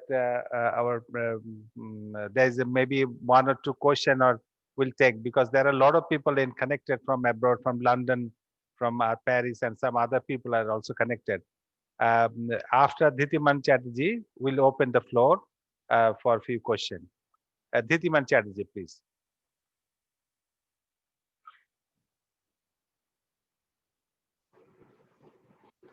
Good evening. Thank you very much for having me here. And, I agree with Sharmila, what a pity it is that one can't be with you in person. I was really looking forward to that. Many old friends to meet, and I can see an old acquaintance, Noor Bhai, right there. And it's such a pity that we are having to meet virtually instead of in person. And of course, to start with, warm felicitations, good wishes, and solidarity on the occasion of the 50th year of Bangladesh's independence.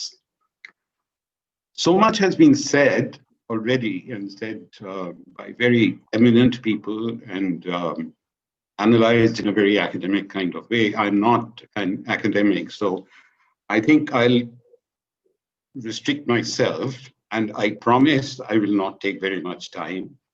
I will restrict myself to sort of personal anecdotes. I have actually been trying to understand the theme, whether it's national as global, national versus global, national as global. And I have to admit that I haven't yet quite got wrapped my head around it. Well, let me start with an anecdote. The overarching thing about Rai's films is the fact that they transcend time. whereby hangs a tale. Till some years ago, when there were no private television stations, when there was only a national broadcaster, Doordarshan, in Kolkata, on the day of the solar eclipse, every solar eclipse, Pather Panchali would inevitably be telecast. And people wondered why. And I asked the station director once. He said, you know, we are always afraid, everybody is afraid that during the eclipse, people will go out and look at the sun and damage their eyes. Pather Panchali is a guarantee that people of all ages will stay at home and be glued to the television station. That's the sort of, staying power, let us say, of Pather Panchali. But on a more serious note, one of the problems from this side of the border in India of dealing with this concept of national and global is the fact that, in my view, India does not really have a national cinema. India has a collection of regional cinemas.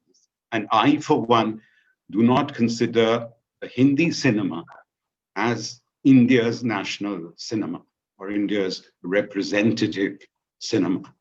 We have a collection of regional cinemas with their own cultural backgrounds, with their own aesthetic sensibilities, and so on. Mention was made, I think, in the keynote address of Rai as a misunderstood artist in the early days, soon after he made Pather Panchali. In India, the criticism was that he's trying to exploit poverty. In the West, there was a feeling that it was very esoteric. Now, the thing is that every artist is misunderstood at some point. In fact, if an artist is not misunderstood, then he probably wouldn't be a great artist. But, you know, after the fact, we who look back on films and analyze films, we analyze and we ascribe motive. But I wonder whether any artist, a filmmaker, writer, painter, dramatist, intellectually analyzes his or her motives before getting into creating a work of art. As far as the Rai trilogy is concerned, we all know that Satyajit Rai's understanding of cinema, Western cinema particularly, was very strong even before he thought of making films. And as has been mentioned, when he saw Bicycle Thief in London, he became resolute that he would embark on Vibhushan Bandyopadhyay's novels. What drew him, I think, is not so much whether he was going to make a film about rural Bengal or urban Bengal, but that is the subject that he wanted to explore. Those are the relationships that he wanted to explore. As it happens, they belong to a rural milieu. But just to give you an idea of how things change with time, Nishchindipur was recreated in Boral, which was a village at that time. Boral is now an urban suburb of Kolkata. So Rai got into making, within quotes, a rural film. He went through with the trilogy, but soon thereafter, Upu Shankar in 1959, but soon thereafter, as Sharmila just mentioned, he changed tack, as it were, went into Jal Shakhar and Devi in 1958, 1960, around that time, dealing with crumbling feudalism, dealing with feudal superstition, and so on. Soon after, in 1963, came Mahanagar. So he'd got into the urban milieu. And of course, we know that Charulata came in 1964, where really, even though it was a period film, it was the urban milieu he was dealing with. And then, of course, not very much later came his Kolkata trilogy, which were completely urban, 1970, 1971, and 1976. So therefore, changing genres or changing locations or changing cultures, I don't think he said to himself, all right, I've done 3 rural films, now it's time for me to do an urban film. I do not think that's how an artist's mind works. It is true that in the case of Pratik Dondi, of which I had the privilege to be a part, it is true that Kolkata was going through very turbulent times, and there was a kind of latent criticism of Rai that he was, I mean, a question was raised of whether he was reluctant to lock horns with that. And it is said that that was his answer, to in fact lock horns with that, to lock horns with a contemporary problem. But even then, even when he was locking horns, he was, while he was addressing a contemporary problem, he was not taking sides. He had comments to make, but ultimately what he was talking about was the confusion in the mind of a young man. There is a collection of essays which was published in 1976. The collection was called Our Films, Their Films, which already, posits the whole problem in binary terms. And it collects essays which go back to 1948, 1950, before Rai actually started making films. He was, as we all know, a prolific writer, writer and critic of cinema. And this book is, in fact, divided into 2 sections. One is called Our Films and deals with the cinema of India. A lot of it is quite critical.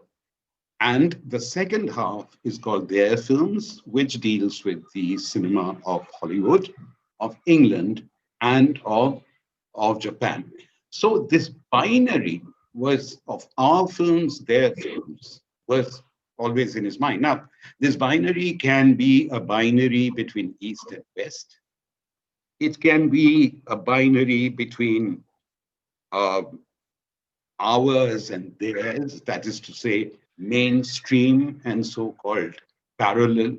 So theoretically speaking, a number of binaries are possible. It is possible to debate, analyze, dissect a number of binaries.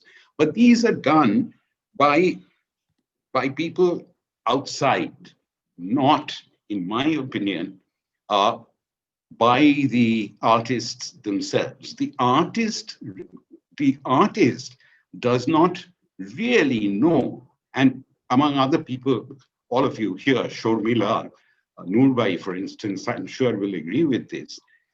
A lot of things artists do, they do by instinct.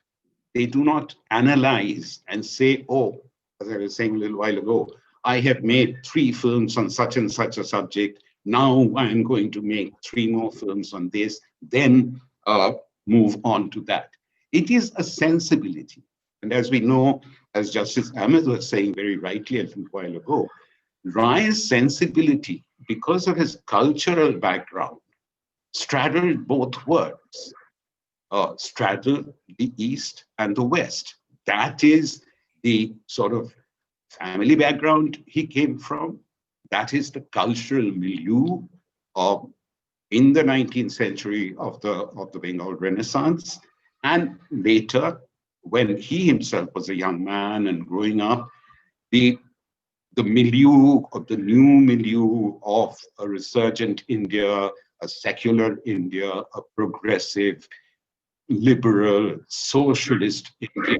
Those were the influences that he was imbibing. Those were the influences that were forming his sensibility. And what he did, inevitably and almost unconsciously, or at least subconsciously, reflected those sensibilities. So one way of looking at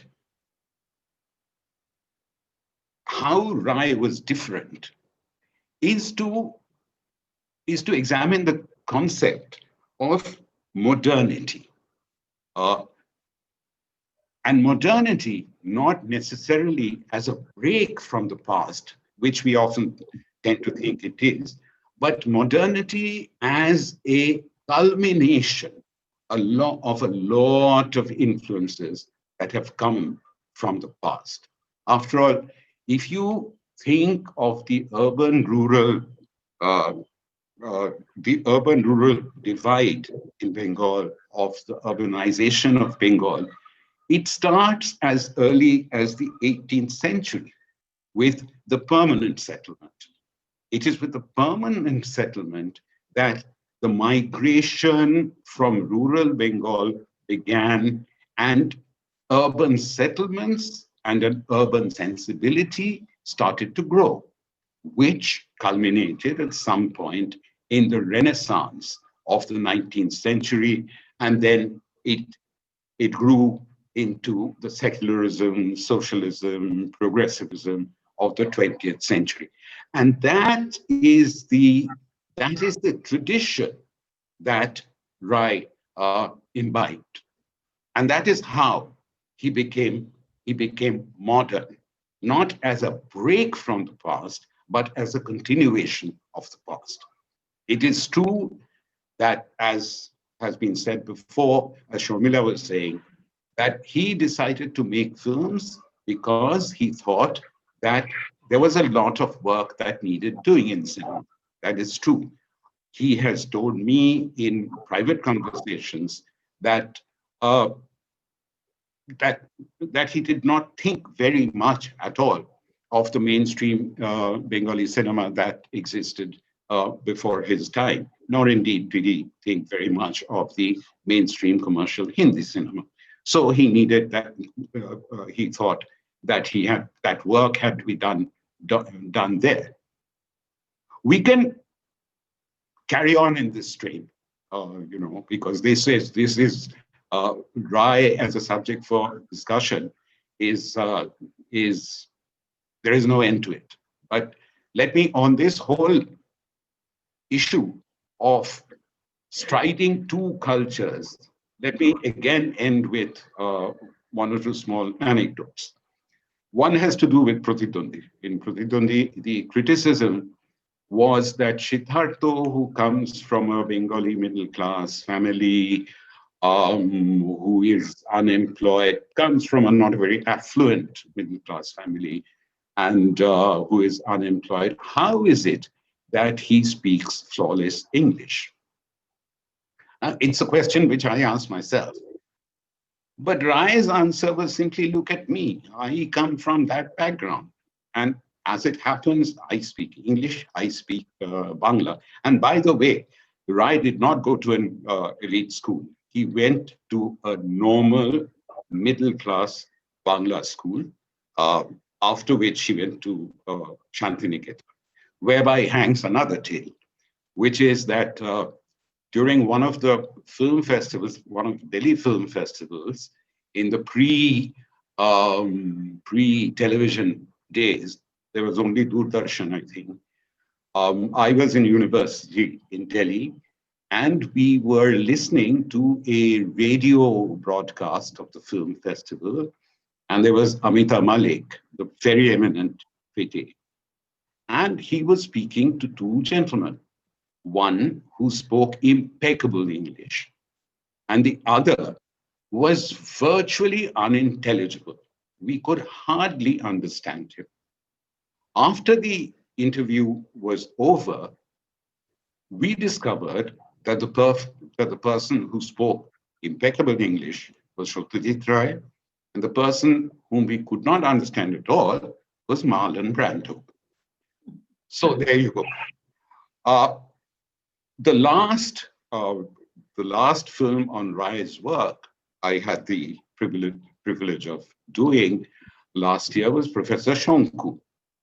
Professor Shonku, the same question came up, that Professor Shonku does not even live in Calcutta. He lives in a small town.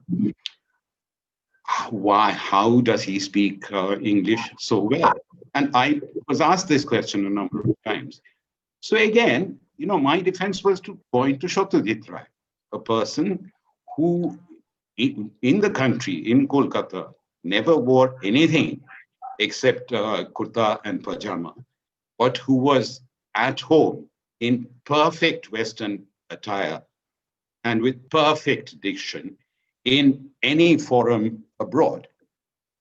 The ability to stride all kinds of words and the ability to, as I said, subconsciously often, to get into the minds and the hearts of all sorts of people.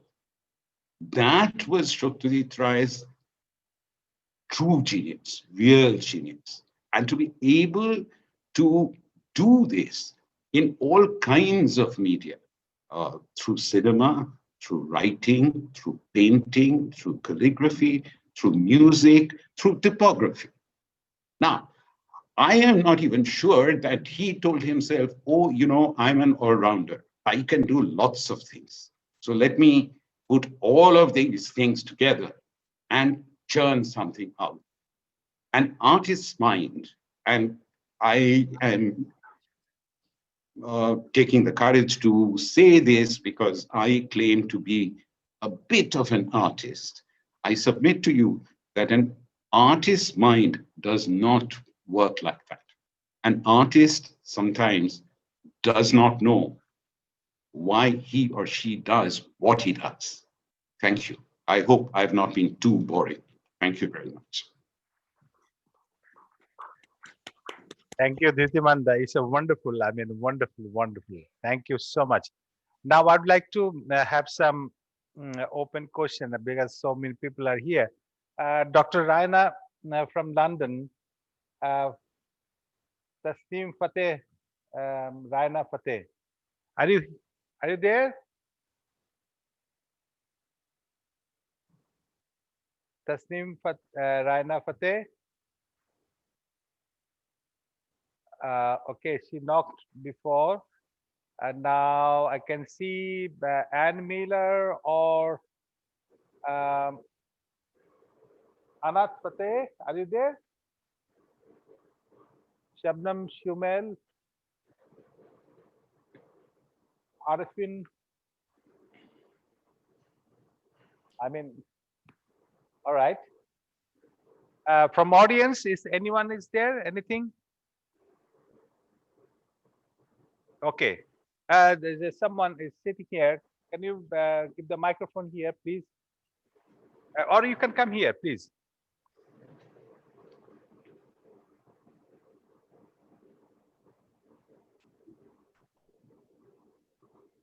Yeah, you please come here. I think it's much better. Yeah. Introduce yourself and then please speak.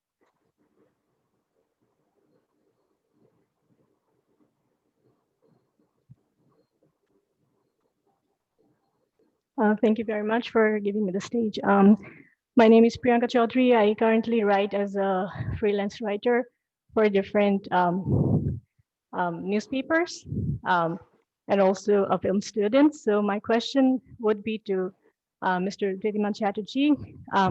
As you have worked with different directors, and this year also, 2020 also marks the 50 years of Pratidwandi.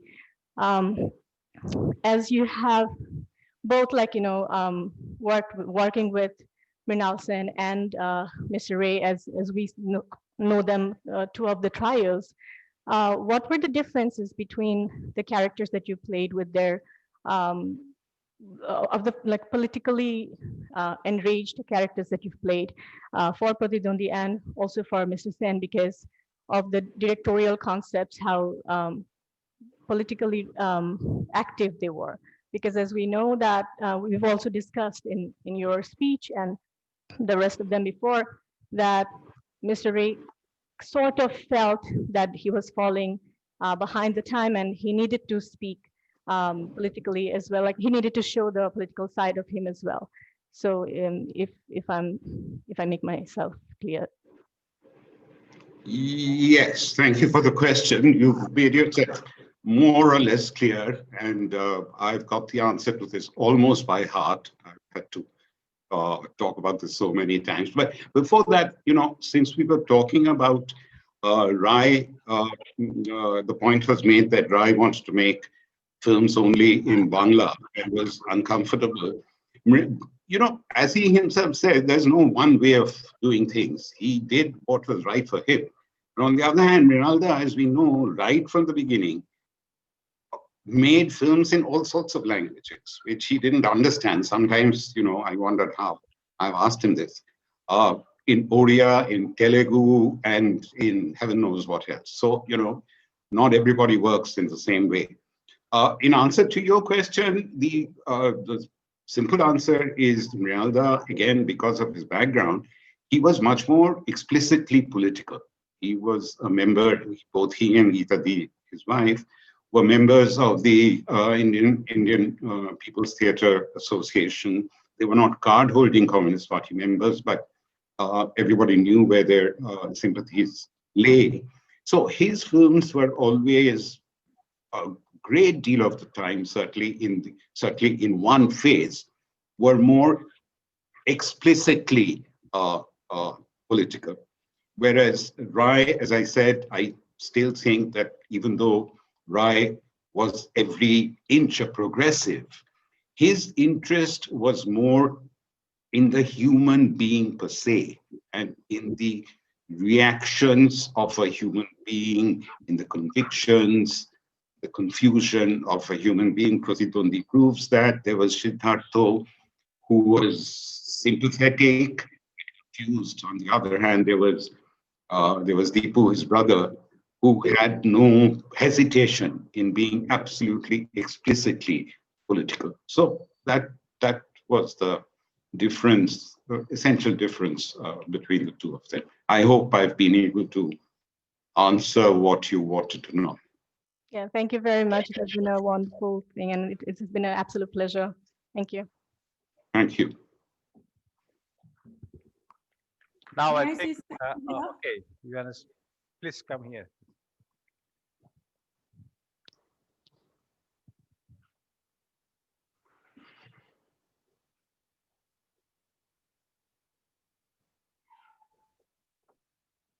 Hi, Assalamu alaikum. I'm Samia Kalam. I work for a radio station in Bangladesh. My question to সম্মানিত Sharmila GK, ভীষণ প্রিয় আপনি আমার, এবং বাংলায় করছি প্রশ্নটা আপনার কাছে এই জন্য, কারণ প্রশ্নটা বাংলায় করার মূল কারণ সত্যজিৎ রায় সবসময় বাংলাকে প্রাধান্য দিয়েছেন। আমার প্রশ্নটা ওই জন্য আপনার কাছে বাংলায়। আপনি তো অনেক কে নির্দেশনায় কাজ করেছেন, আপনার কাছে সত্যজিৎ রায়ের সাথে কাজ করার ক্ষেত্রে সবচেয়ে বেশি পার্থক্য কোন জায়গাটাতে মনে হয়েছে অন্যদের সাথে কাজ করার তুলনায়?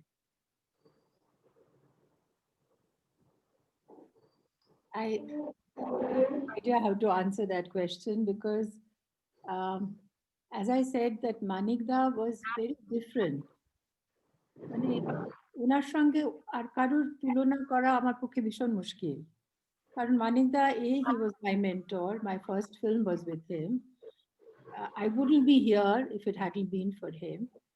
But besides that, the kind of films he made, the kind of opportunity he gave us as actors to be part of a film which we knew that would be something so special. And then working his personality and his trust in us, like he never, I don't remember ever him putting me down or saying, you know, he was so accepting, and yet when I see the work that I've done with him, like in Devi, I mean, it remains my favorite film, which I got, which was my second film, which I think is my, looking back, is my best film. Because I've seen it so many times and I cannot change. I mean, even today, it remains so relevant in the name of religion, in the name of honor, in the name of family. A woman is still. That's Is, a women empowerment. yes, it's such a, and a young girl who doesn't have any idea of herself. And she, even when her husband is saying, let's run away, she says, তোমার যদি কিছু অমঙ্গল হয়, তোমার বাবা কি করে এত, how can he be so wrong? The head of the family, you know? So she doesn't know. And this assault of being worshipped, you know, incessantly, how it unhinges her mind to be completely disoriented from anything that she has known. So and the whole film is treated in this large close-ups. And when the father-in-law is falling at her feet, and how she's brutalized, you know, so I'm just saying the way he expresses through his frames, through his dialogues are minimal. Sometimes, like Charulata's first thing, or the Dol Nasi, and it's all treated with music, or when Durga and Opu sees the train for the first time, there is no dialogue at all. So there is no, I'm very sorry, but there is nobody else. Like, I don't know, one perhaps has worked with, I've also worked with others, but I don't find anybody who is so good in every aspect of the filmmaking. Like, if you can, I mean, Rituman probably will be able to say what is a film. Like, a film is a film, it has a different grammar. And I think Manikda, the kind of film he made, it couldn't be said, or it could be only said through films. That's the nearest I can come. That it was such a pleasure and an honor to work with him. Like, my husband would say that he's God whom God calls God, because I would, if there was a call came from him, like it happened when I was shooting in Aradhana, I was supposed to be shooting in Darjeeling, and Rajesh Khanna's days were got and everything. And Manida called me and said, you have to come for a month to Chipadohar for Otni Din Ratri. So I rang up Shaktiji and said, well, I'm going. He says, how can you go? I've got your dates. So I said, well, please adjust, but I'm going. So they did my shot indoor.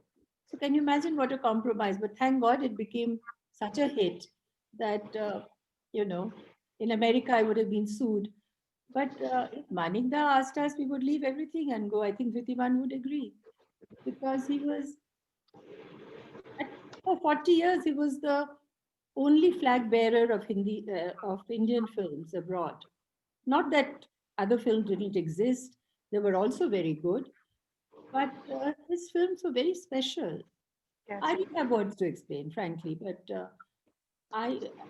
to me, he was the ultimate in expression. Thank you so much, madam. Thank you so much.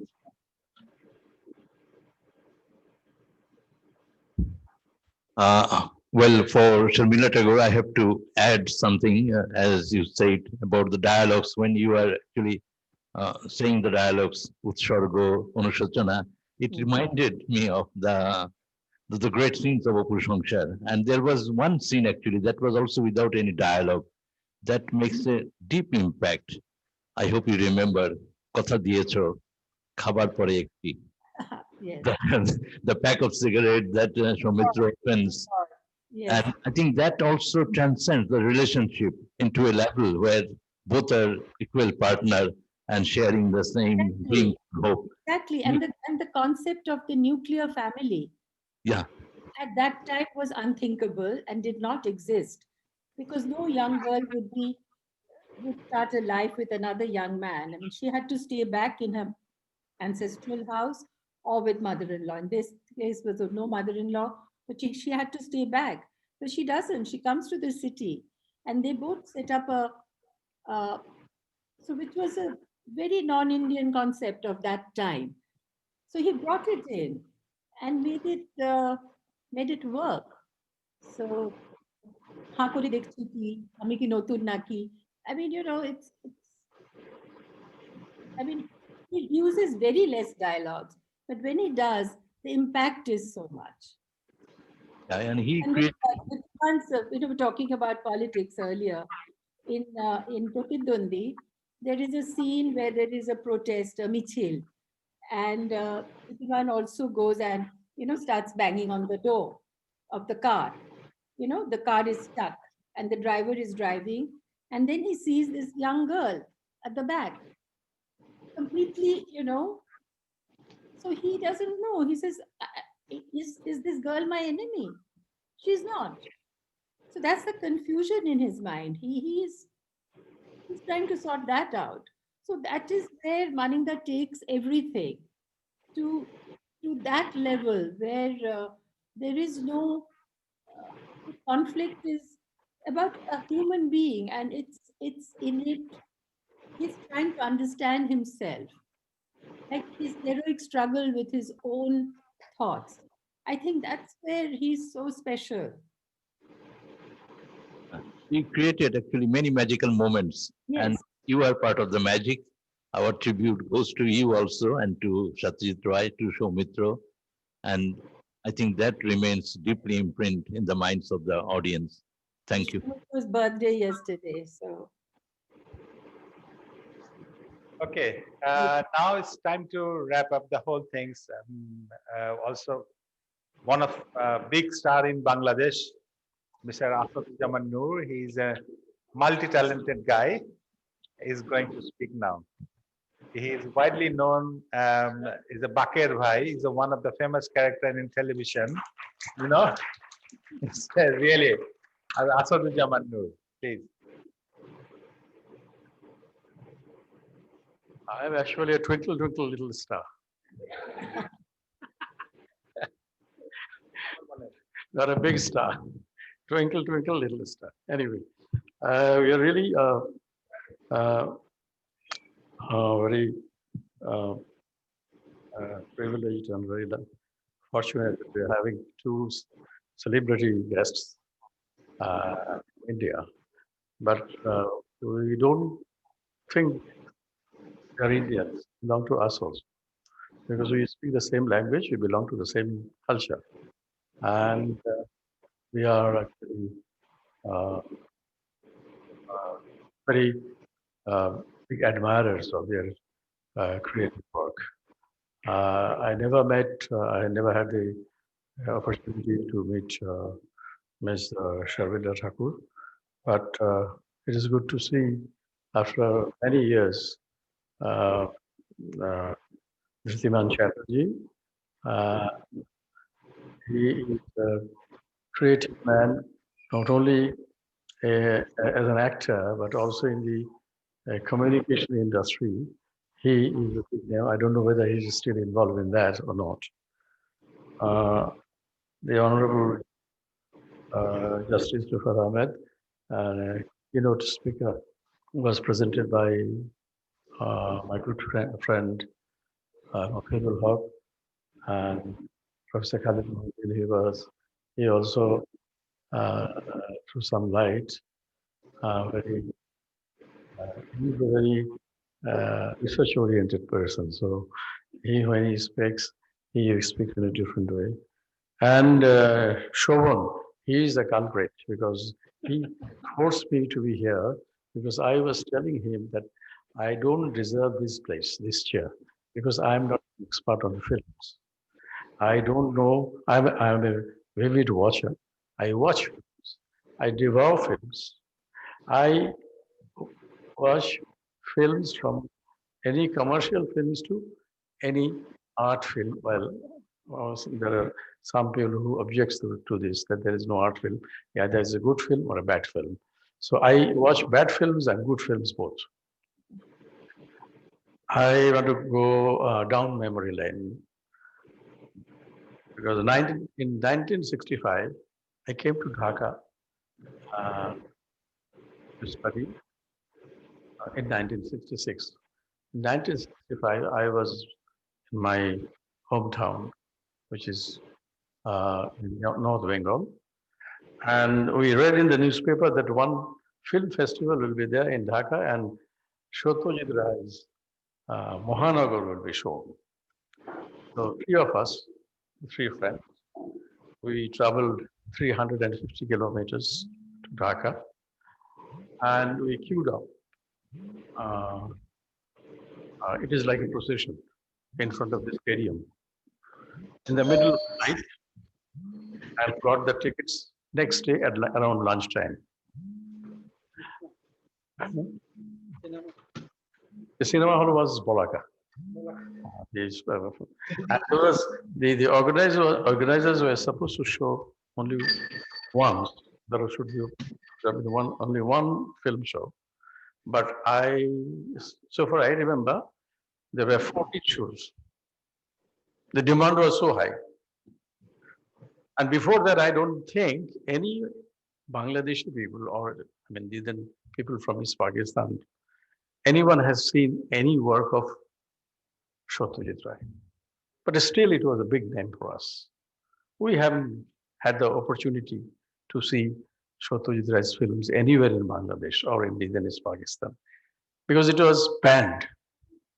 Any Indian film after the war of 1965, all the Indian films were banned in East Pakistan.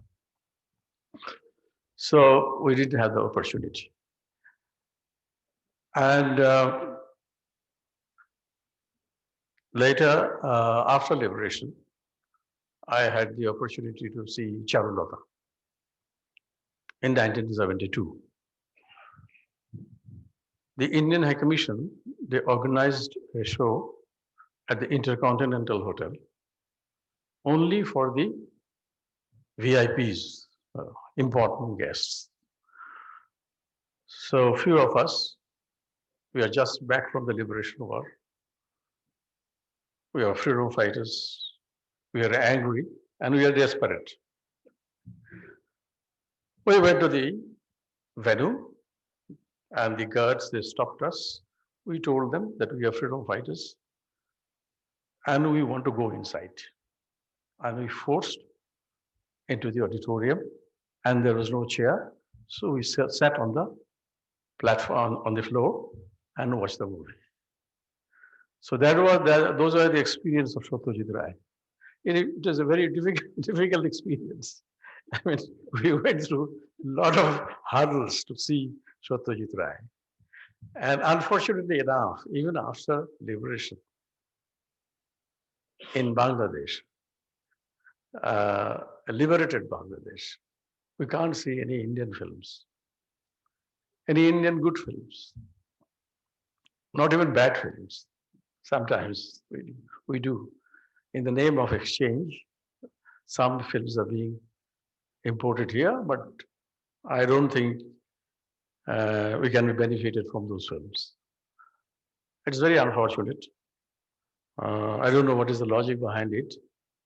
I have spoken about this many times in the media, in the seminars, that this ban should be lifted.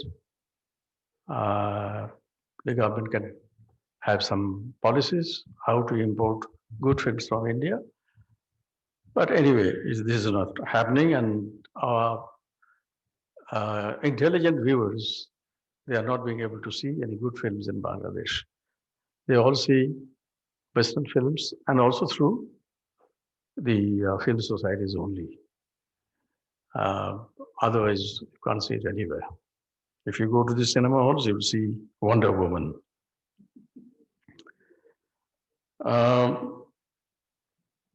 I told in the beginning that I don't deserve this position. I'm not capable of discussing on Satyajit Ray. But when I read Bibhuti Bhushan, Pather Pachari, I couldn't even think that how this Pather Pachari I mean, it touches our hearts so deep inside. How can it be translated into a film? I don't know. I mean, if I am in love, deep love, is it possible to translate it into a film? It is very difficult. But when I saw Pather Pachali first, I was awestruck. I was so emotional that I cried. Because we grew up in the villages, and Pather Pachali is close to our heart. We know, actually, when we read Pather Pachali, we see ourselves. We could see ourselves. And when we saw the film, I believe that we could see beyond Pather Pachali, the novel itself. And later on, I watched his films, but unfortunately, either in a VHS cassette or later on in a DVD or in some television channel, but not in a movie house on a big screen. And it's very unfortunate. It's unfortunate for all of us. I don't know how to resolve this problem because we are missing the great works of great masters. In 1972, he was here for the first time and the last time. Not really first time. He came to Bangladesh when he was 5 years old. And he visited his Mamar Badi in Wari in the Rankin Street. He faintly remembers the monkeys in that area, which was very disturbing for him. And his mother showed Padda and Yamuna where they were divided, and the color of the water is different, two different shades. That he remembers. And after that, he came to Bangladesh in 1972.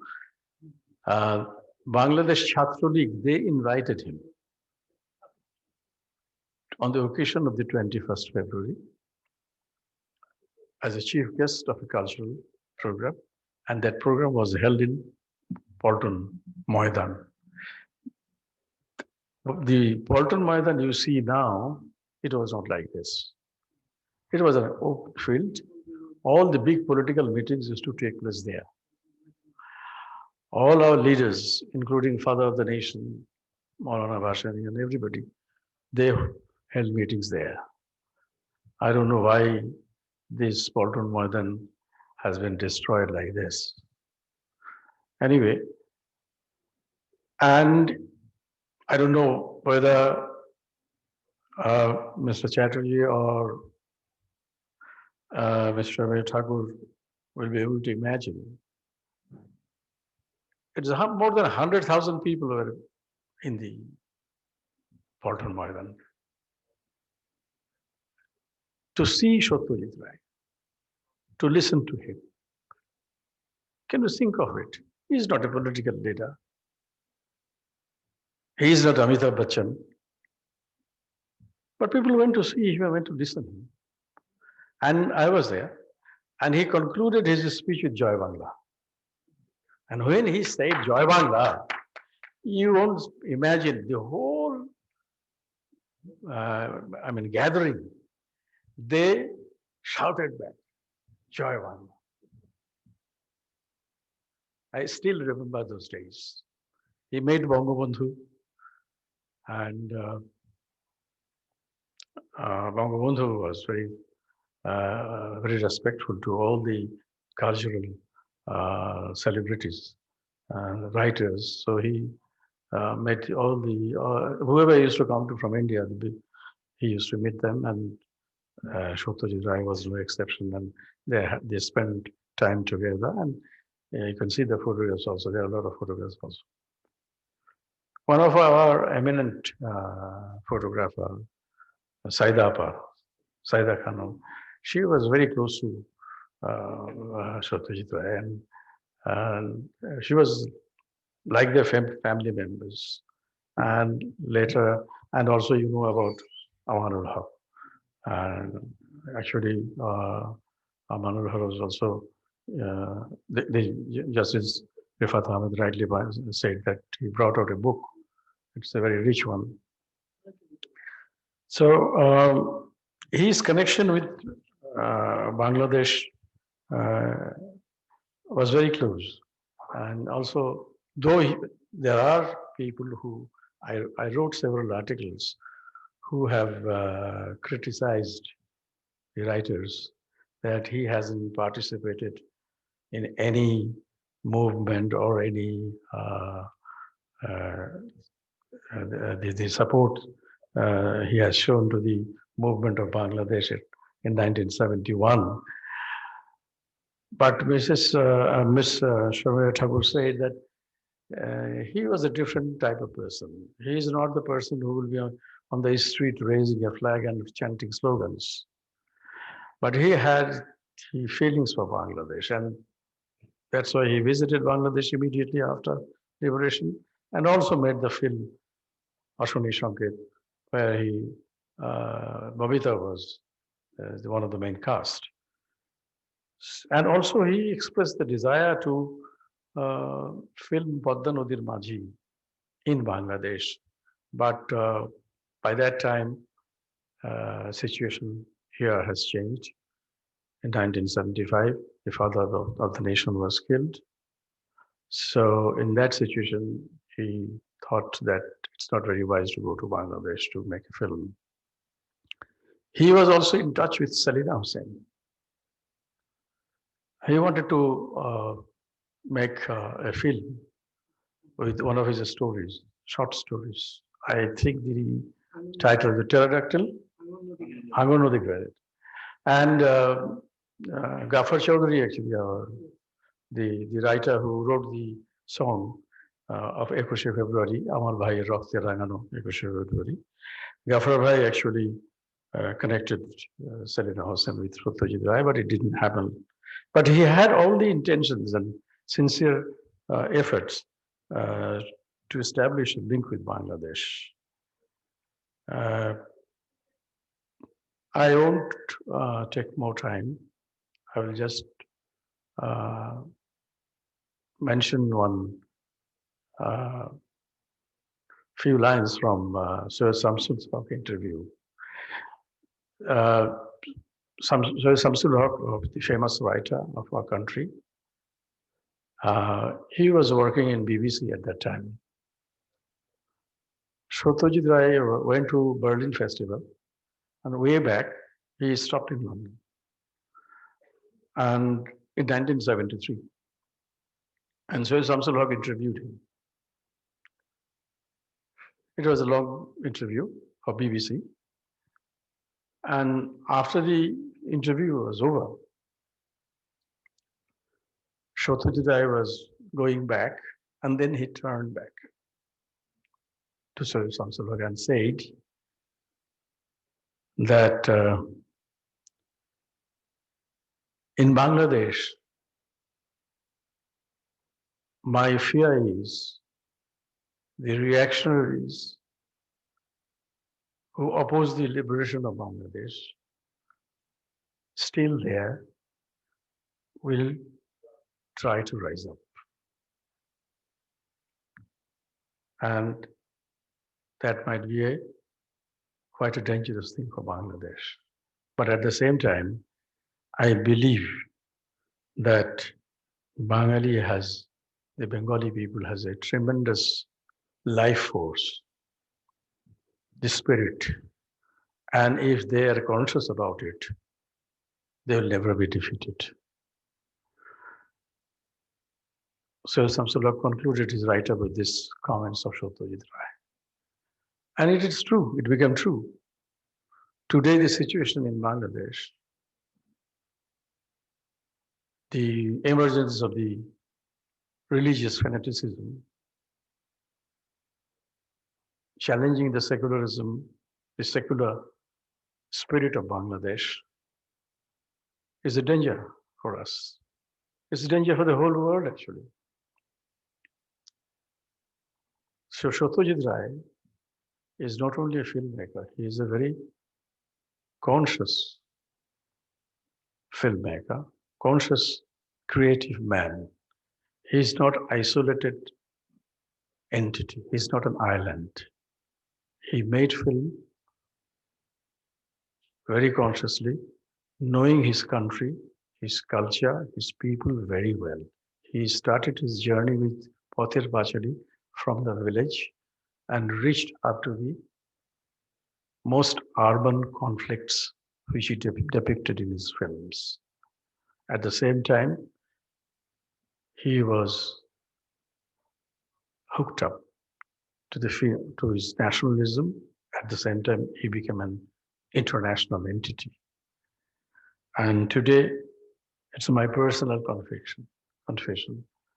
I will watch Satyajit Ray's films over and over, but I will miss new books on Feluda and Professor Shunku. I loved them. I read them again and again. And every year in the Puja edition of Anando Mela, his Feluda or Professor Shunku used to be there. I miss that. I agree with the comment of Sharmila Thakur, which he wrote in one of his write-ups, that he was a genius with a commitment. And it is very true about him.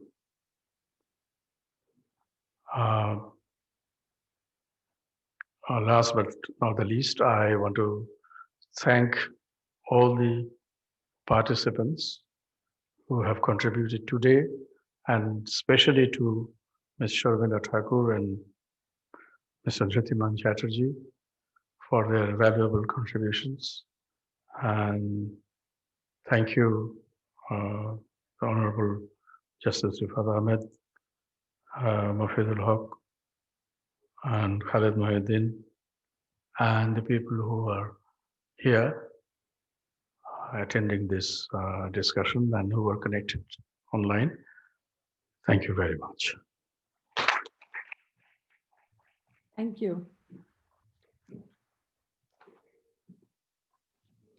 I think this is a very historical moment for us, and we first time, because of the corona, we had to organize our festival physical and online.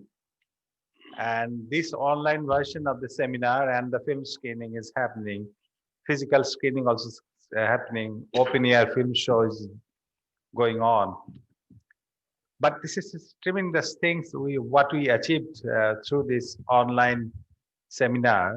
All things are recorded now, and it's in our Facebook, and people can see and people can watch this later, and then for the research and other, it will be very helpful. And the Women in Cinema conference we had last 17 and 18, and on 19 also we had a West Meet East program. And today is the seminar. This 4-day program, we had the live show in our Facebook page. So a lot of people visited this page, and a lot of people has watched all these things. And today also a lot of people are watching this seminar. I want to thank Cloud Life for supporting us for this event. And this is a very significant site, and we want to continue these things. If there's no pandemic, no corona, but still we want to hold this